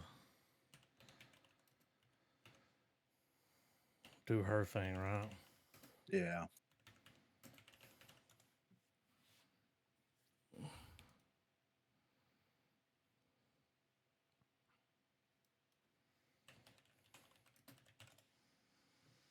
Let's see if we can get like a current Current. 40 million. I mean, Only 5 million more. Well, and they've done other stuff. They didn't just make that money off of Breaking Bad. It yeah. launched them to a whole nother level. Yeah. I bet fucking Gus ain't got that kind of money. No. I bet there's no way. I'm gonna look. I want to know. $8 million. This mean, motherfucker was the show. Yeah, right. I mean, His salary, according to this, his salary is 65,000 per episode. Pinkman was 65. 200,000. I mean, dude, that's more than 65,000 is what I make a year. And he made it in one If episode. I'm, yeah. Come on, dude. How about we take the money that they're paying fucking all these actors and fucking hire me? I'll fucking do it for scraps compared to that. You know what I mean? Yeah. I'll voice act my ass off for fucking. For 10,000 an episode or Shit. 5,000 You an wave some episode. greenbacks in front of my face. I'll fucking be you Huckleberry for sure. But anyway, that's neither here nor there.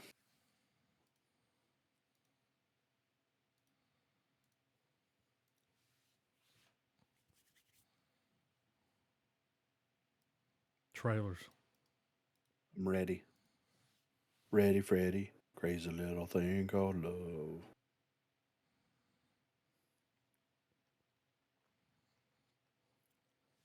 Trav, you good? You got the first one? Yeah, man. Let me put my little comment down here. This has got a weird aspect ratio.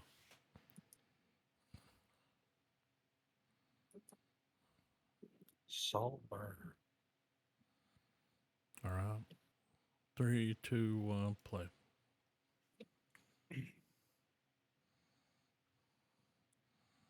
It's the dude from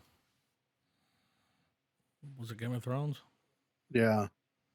Then he was in another movie where he tried to get it was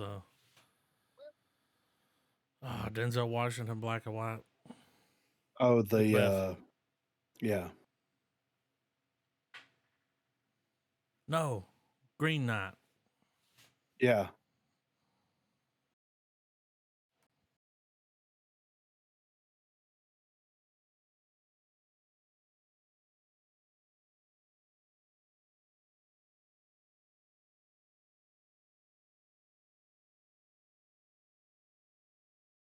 So his buddy's like a lord or something? But is he a dirt lord? No. Not in a house like that.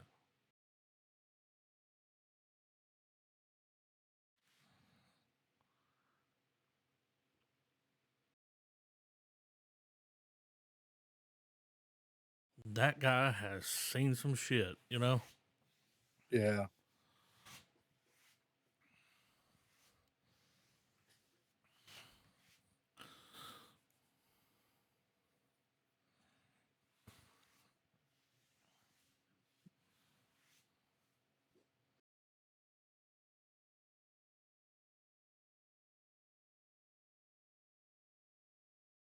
I don't know about that.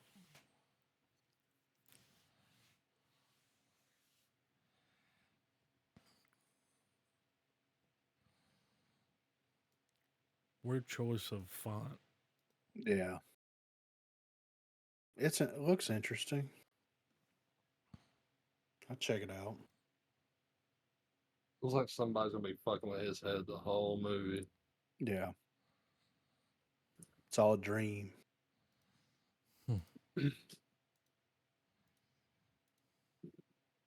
All right, we got trailer 2, Five Well, Nights they at show. Remember the other Freddy's. one? They didn't really show nothing. Yeah. Well, they show stuff in this one, and it's. Is it scary? I mean, not really. It's just robots. Am I gonna be scared? Nah, dude. All right. Well, I'm holding you to it, bro. I never played the game, but Yeah. there's no jump scares. All right. 3, 2, 1, play. But there is the reveal, like you see the characters now. I fucking went to Pizza Party USA. They had these kids today have no idea. No. It's like, oh, we used to go places.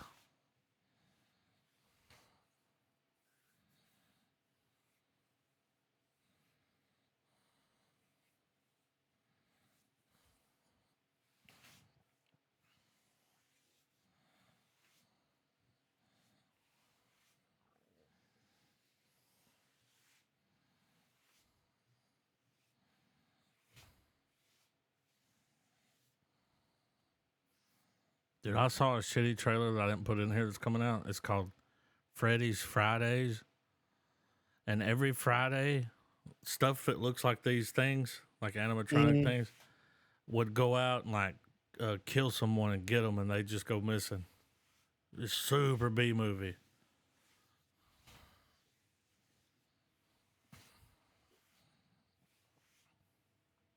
Yeah, when we were kids, dude, the animatronics did not look that good. No. So it's like Saw with a little bit of black phone, you know? Yeah. Don't look in the mouth.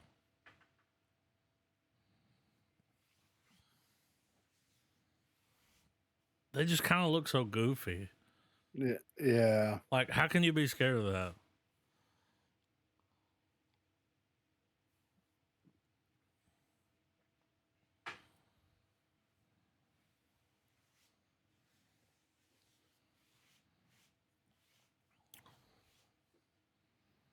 I mean, we're gonna watch that, right? Are we going to do that at Halloween? I mean, everybody's. I don't know. I kind of want to. I kind of want to see it. I'll watch it. We don't have to, but I kind of want to see it, just to be able to make fun of it a little Man, bit. we got to do the new ones. Adam Driver. Look at him. I think he was out there as part of it too. For what? Oh, yeah, I'm sure. Whatever. Let's see what. But yeah, let's he's got a see what movie he's coming about. out. Well, 16 million. Oh, How does Kylo Ren have a lower net worth than fucking Jesse Pinkman? well, Think about how He many wasn't in years Breaking Bad. Bad was on. Yeah. Yeah. That's true. I if he mean, would have been in don't get Breaking me- Bad, dude, the don't get me Skinny P wrong. probably has a higher net worth. Nah, I'm just Don't kidding. get me wrong, Girls was a pretty big show, but not as big as It wasn't Breaking Bad. big. No, it wasn't Breaking Baby Big. back bitch. Ferrari. I feel like this is the, the Ford V. Yeah. This is like the This other is their side. snapback. Yeah. Oh, they're snapping back. And like Adam Ooh. Driver, dude, he's already a driver. Yeah. Alright. 3, 2, 1, play. He That's is never a already good driver. sign. No. But I feel like if you pull him in, Look at him.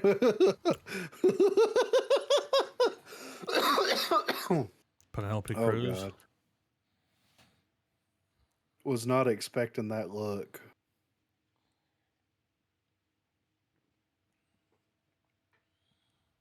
Oh, Michael Mann. Okay. Oh, He's like, I'm about to make a car that's gonna stomp other cars' Dude. dicks in the dirt. Ford v Ferrari is really good. So I'm down Yeah, I to haven't watch watched this. that I'd like one to see yet. the other side. It makes sense.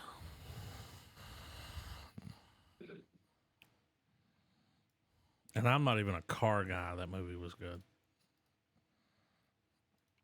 Well, anything that dabbles in the history of anything, Yeah. you know, is always a good watch. Well, and Christian Bale, dude, just.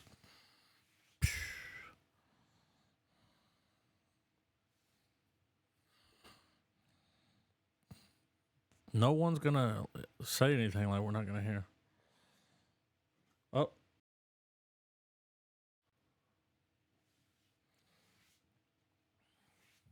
Beb. Cool. I just wasn't expecting him. To look like that. No, dude. The intensity. So I'm You get almost them on my- certain. Go ahead. I was just gonna say, you get into one of my cars, Yeah. you get into win. You go really fucking fast, man. Okay? Wow. Yeah. You go They really missed the- fucking fast. Dude, they missed the opportunity to get fucking Pacino. He in should there, have been the right? one. Yeah. Asphalt, God's You want to green go earth. It doesn't fast? fucking. You know? It doesn't fucking matter. You're changing gears, Hair blowing in the wind. Hoo-wah. This is probably going to be a really bad trailer for a bad movie, but this was the movie that Ray Liotta was working on when he fucking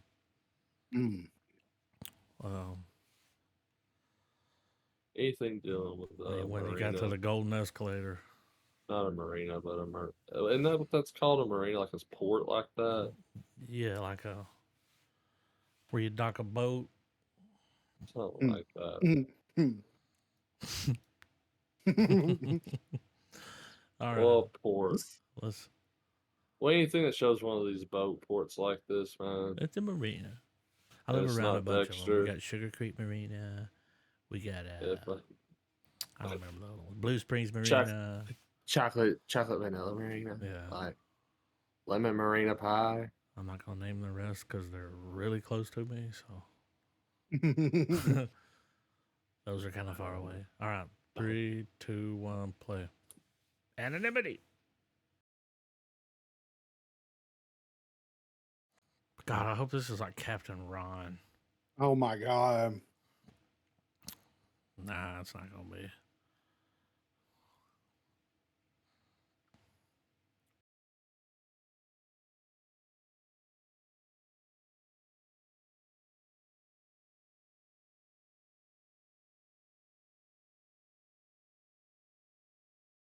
Oh, that's a red flag. Can't sleep all day here.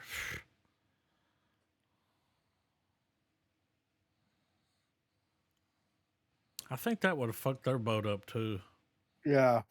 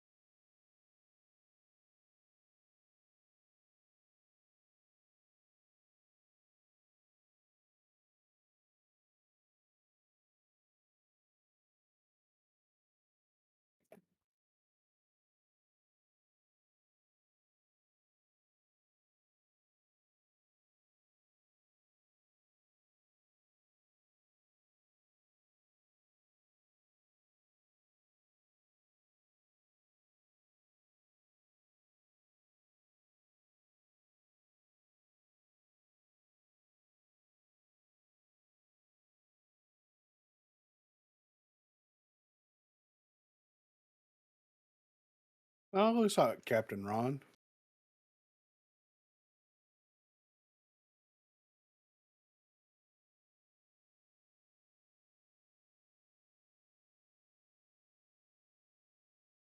Nah, man. It's so bad it killed him. He was working on that movie. He was like, I can't. Just laying in bed at night, like, oh, this fucking movie. I did Cocaine Bear, now I'm doing this. Like, at least Cocaine Bear was good, you know? Nah, I'm You joking. get a bunch of coke in your system, and you're like, "Oh man, that caffeine." He looked rough on Cocaine Bear. Yeah. It's alright.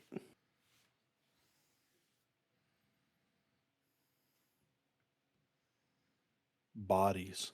Let the bodies hit the floor. That's exactly what it's about. You drive one of my cars? You better fill the tank back up, you know? Yeah. All right, 3, 2, 1, play. It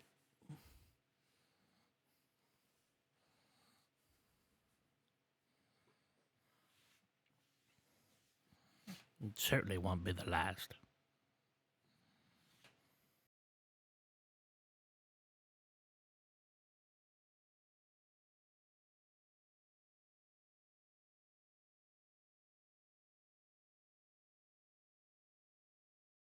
Mm-hmm.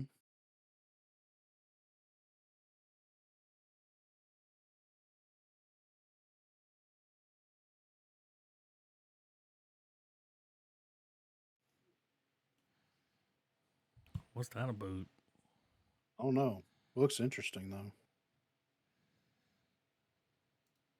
We've seen this body before. Yeah, I'm gonna blow your mind.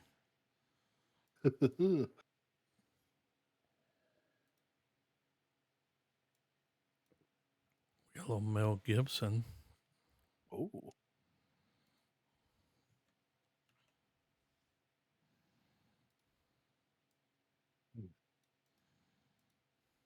Keep fucking sneezing, man.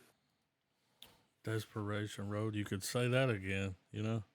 Oh God. I'm ready. All right, 3, 2, 1, play.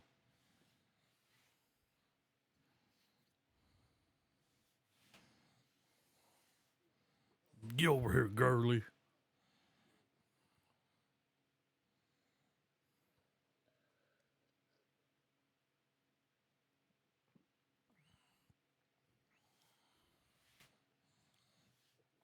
Damn.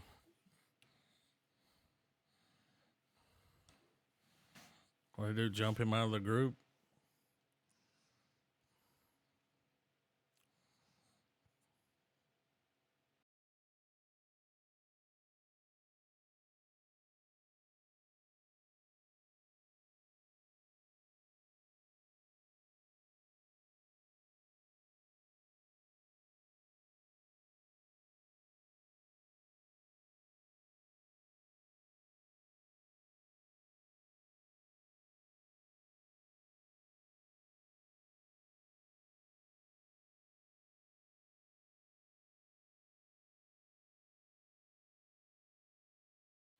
Is that the motorcycle guy from the show? It looks like him. Yee yee. Be careful taking a wrong turn.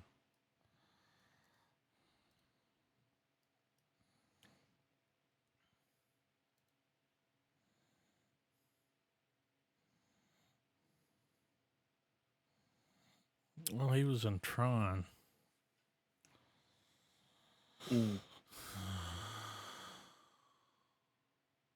That's what I saw him in recently. Tulsa King. That right.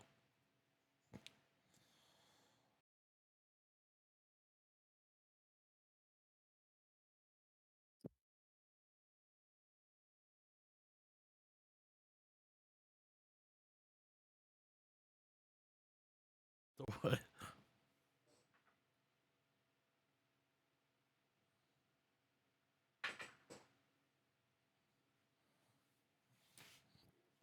I mean, there's an audience for it.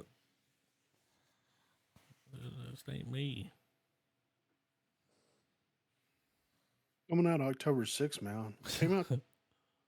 Let's. I mean, we gotta watch it, right? It's a Halloween movie, right? Yeah, absolutely. Oh, it's a interesting trailer. Is this a scary movie? I don't know what it is. I mean, it's a trailer. Like, just, Wow. you don't know nothing. You'll do nothing. You'll know nothing after this trailer. It's 57 seconds. Yeah. So All I'm right, y'all ready. ready? All right, 3, 2, 1, play. It looks like cabbage. Mm-hmm. Mm-hmm.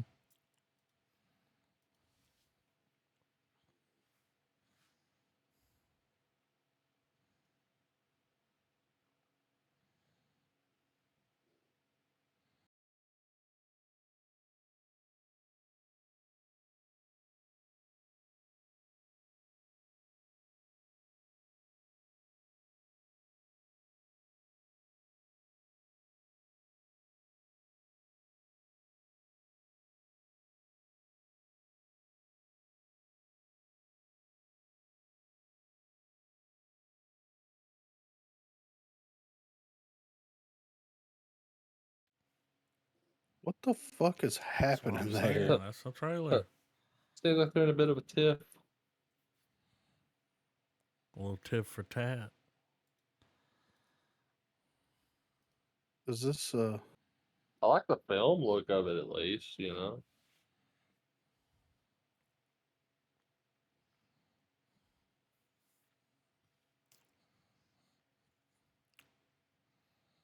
there's another movie called Mothers of Monsters. Yeah, this is Oh. Anne. Yeah. It's not pulling anything up. Nah, it's new. Only We'll Tiff see. knows about it. We'll see. What up, Tiff? Yeah. Yeah. We got another Tiff Yeah. here with Estonia. Estonia. What do you think it's going to be about just from that name? The country? That's what I thought. Got a little Titanic sitch on our hands here. Oh, oh la A la. boat going down based on true events. Is this the titty thing? Nah. Oh, damn it. Damn it, Bobby. All right. I'm ready. But if there's one thing that'll get me fucking all worked up and anxiety going watching a movie, that's some shit to do with water. Yeah, right. Either underwater or the boat sinking. It's like, oh, this is terrible. Space. Any of that shit. All right, 3, 2, 1, play. Oh, you mean like Gravity? Yeah, dude. A panic attack filmed?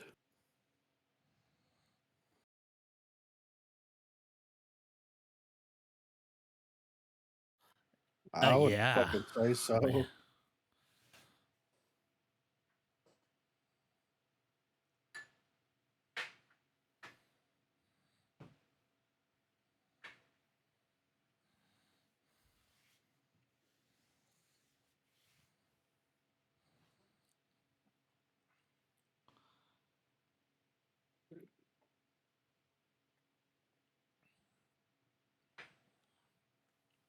Ugh.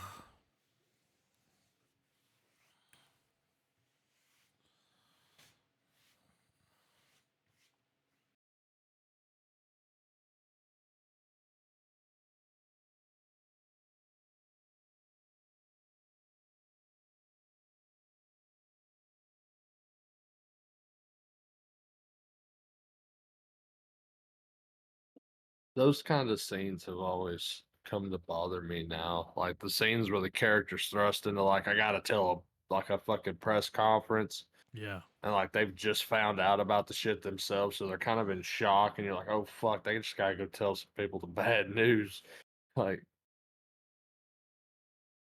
Yeah, it ain't something you want to see when you're on a ship. There's I mean, you don't want to see that in water. real life, like about any fucking thing, honestly. Oh, that was a good shot, man. That boat going down in the rain and shit. It looks good though. Yeah. Looks really good.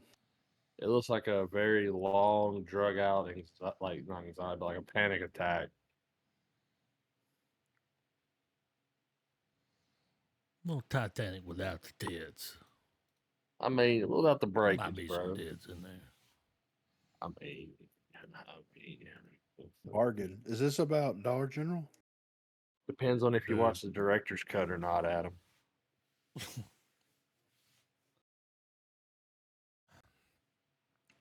Every This is pretty director's wild. cut's got titties. Okay. All right. 3, 2, 1, play.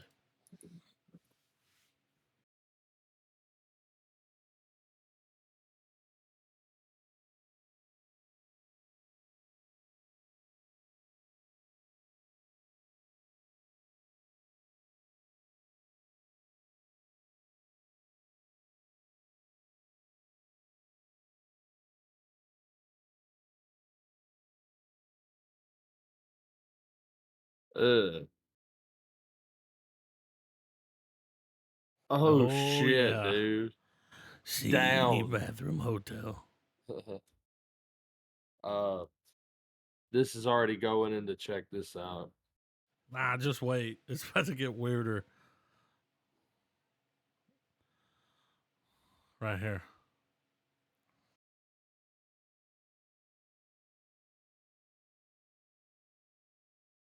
What the fuck? The explanation is not going to be as cool as you think.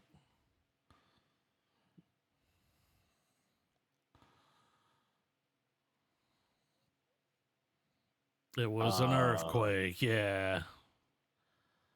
But still. That was still a hell of a shot, though.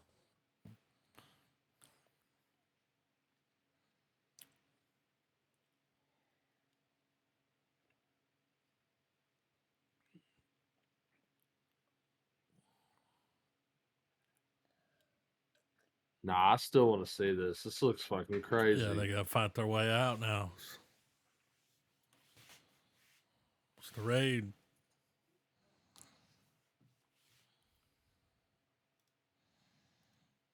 Looks good. I'll put it in there. Yeah, for sure. Paramount I was just Plus. I was just glad it didn't start with like the movie. The movie's called Bargain, so the first thing we hear in the trailer is, "All right, so here's the deal." Yeah. How many kidneys you got on hand? I'll take them all. No one will save you. Okay. All right. You'll see why I put this in here. I'm not going to say nothing yet. Don't read the comments. Y'all ready? Yeah. Yeah. 3, 2, 1, play. Ba-da-da-da-da-da-da-da. Hulu. Sorry. Fuck.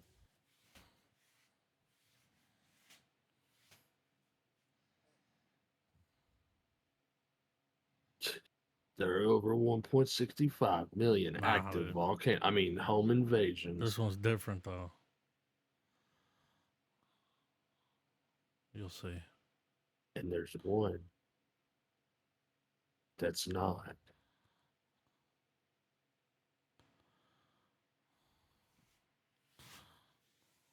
What? Dude, that scary shit when it runs down the hall in a minute. Oh, I hate that. Yeah. Mm.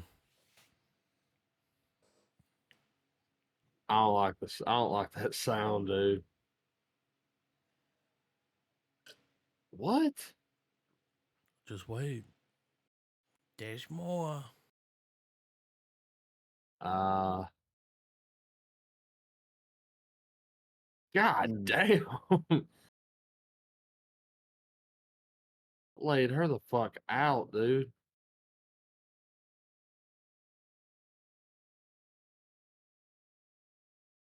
It's your ass, Mr. Postman. Is this some knock at the cabin level shit? Nah, it's an alien movie. Oh, dude. Watch this. This is cool.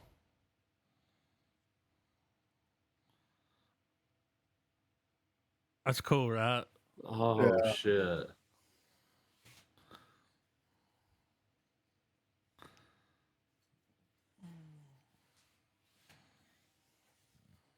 Yes. Thought it was gonna be a fucking Dude. what do you call it? What's the fuck is that thing Whoa, what chasing the fuck? her? Thought it was gonna I'm be a fucking down for that, dude. what is it called? Ghost. Yeah, what are they? Emily Yeah. Rose Yeah. possession film or something like. Straight to looks check it fucking- out. Come on. Yeah, that looks great. They even Like- did the fire in the sky Yeah. when it's Well, pulling that's her the up. thing, man. Yeah, man. Like the last time we got a really badass shot like that in a movie, I think it was either War of the Worlds, and even though the movie ultimately wasn't that great, it was either War of the Worlds or Skyline.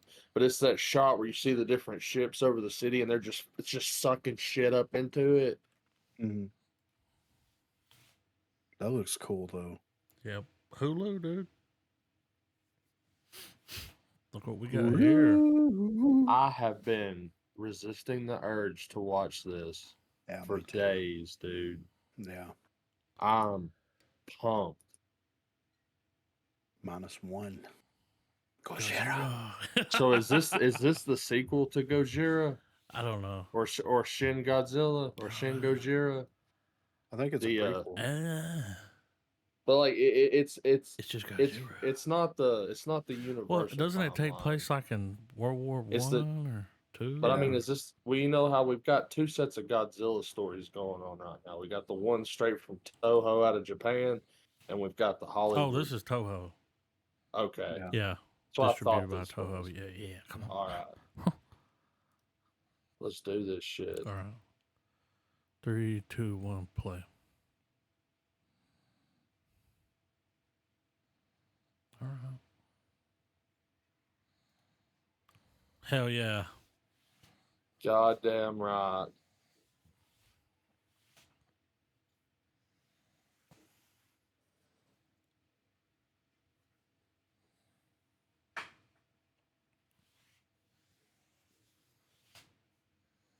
I mean, fuck the city. Fuck everything, more like it. See, it looks like, yeah. Yeah.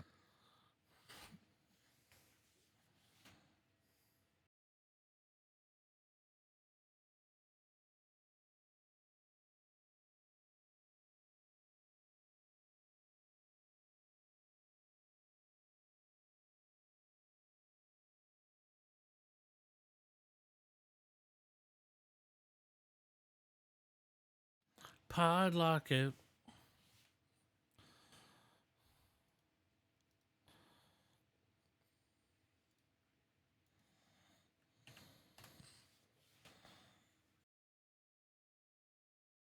Nah, that's the Gojira.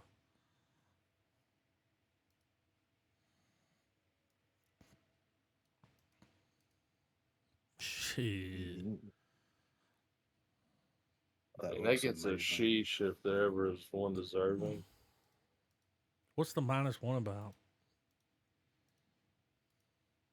I think they used Shin Godzilla as their +1? Godzilla. Well, it's like their Godzilla reboot, right?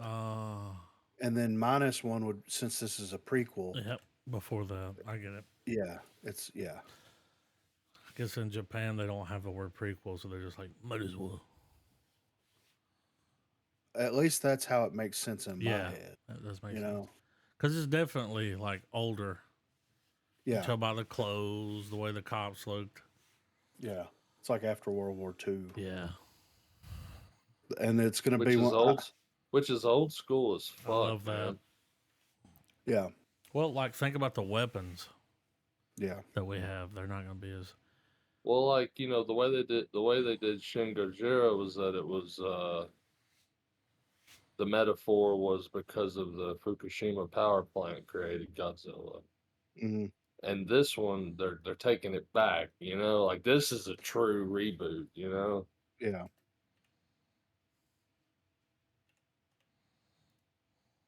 Mark Anthony. Mark Anthony. I'm Anthony. interested I'm interested as to if it's gonna be just straight up fuck the city again, I mean, or if it's gonna be fuck the city kaiju battle. well, there's got to be something to fight. It can't just be the I, th- people. Well, I I mean think it's that last movie there was no yeah. enemy. Well, something. Like it's straight up just like that It's motherfucker just straight mad. up leveled.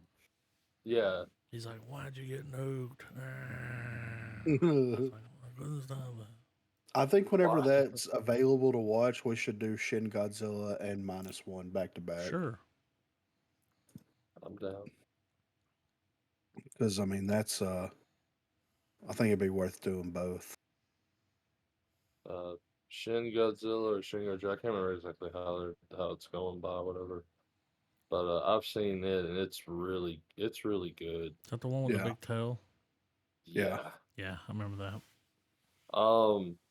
I've never like when you watch these disaster movies where we're so used to seeing cities get destroyed. I mean, Fuck it's 'em, an you know? in-house meme. Fuck the city. Mm-hmm. Yeah.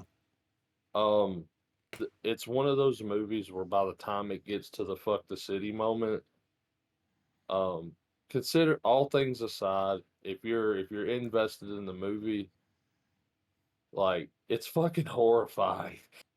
Like Yeah. by the by the time Godzilla's fully realized and he's doing his thing, dude, it gets bad.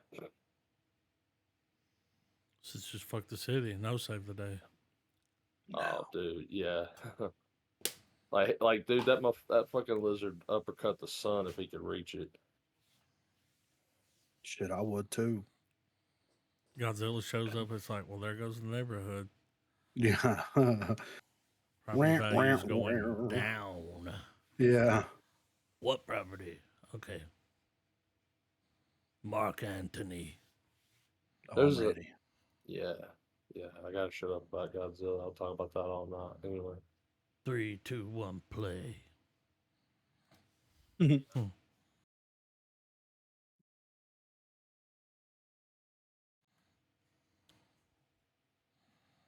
The quality. Yeah.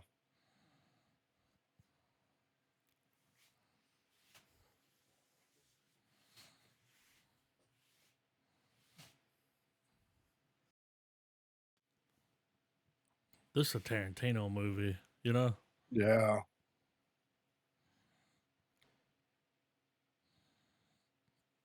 That was kind of cool. Anthony.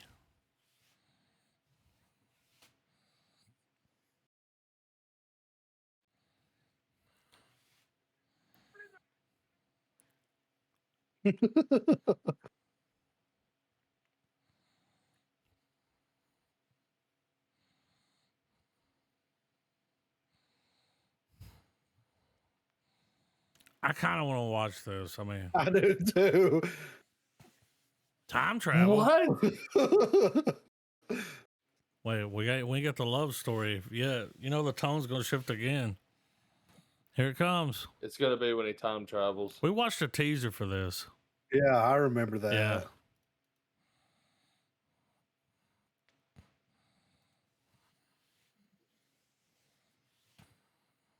Tone shift. Time for the song and dance. Yep.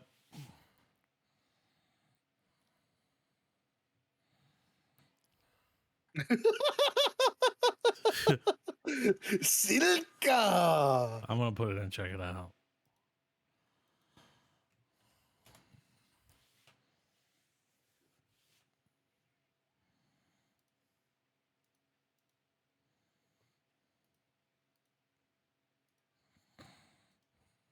Dude, there's a whole soundboard in this trailer by itself.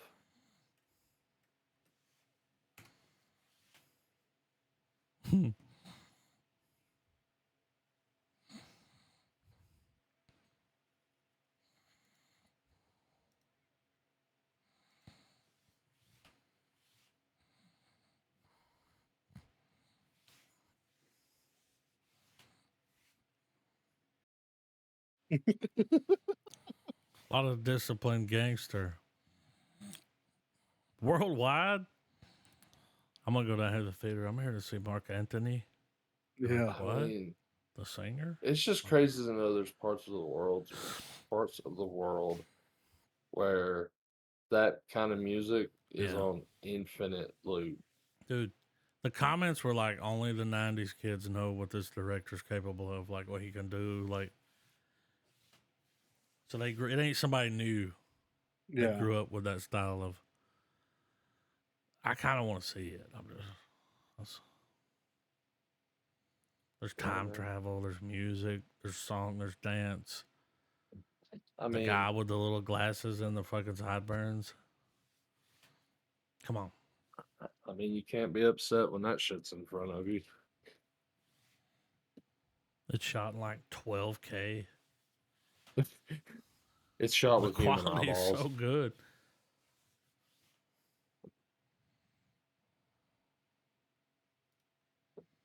We've reached the end. So next week we're doing Temple of Doom, right? 84? Yeah. Is that 84? 84 and Took a then while. 89. Temple of Doom. This is, by most standards, wouldn't be necessarily my standard on, but a lot of people say that Temple of Doom is the least favorite of the trilogy. What? Yeah. Was this before the others came? Oh, the trilogy. Okay. Yeah. Dude, Indy. Yeah. It's got Short round. I dude. mean, I know, dude. Come on. I mean, dude, Temple of Doom and Raiders of the Lost Ark, they really kind of vie for competition, man. Oh, I agree, but Yeah. there's a lot of people out there that's just like, I like Last Crusade too. But I like the whole trilogy. yeah.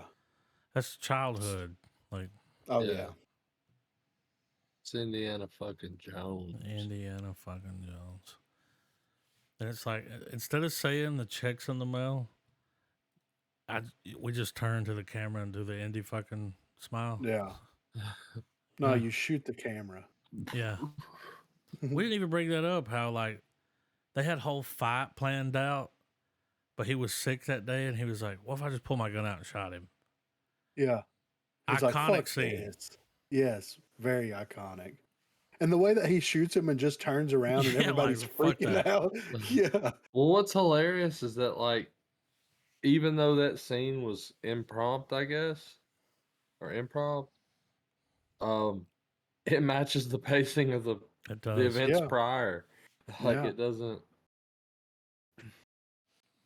Well, he saw that guy with the sword, and the dude's like, "What? Yeah." Well, Does his whole thing, and he's like, "Fuck yeah, he's that, like, I'm not doing that."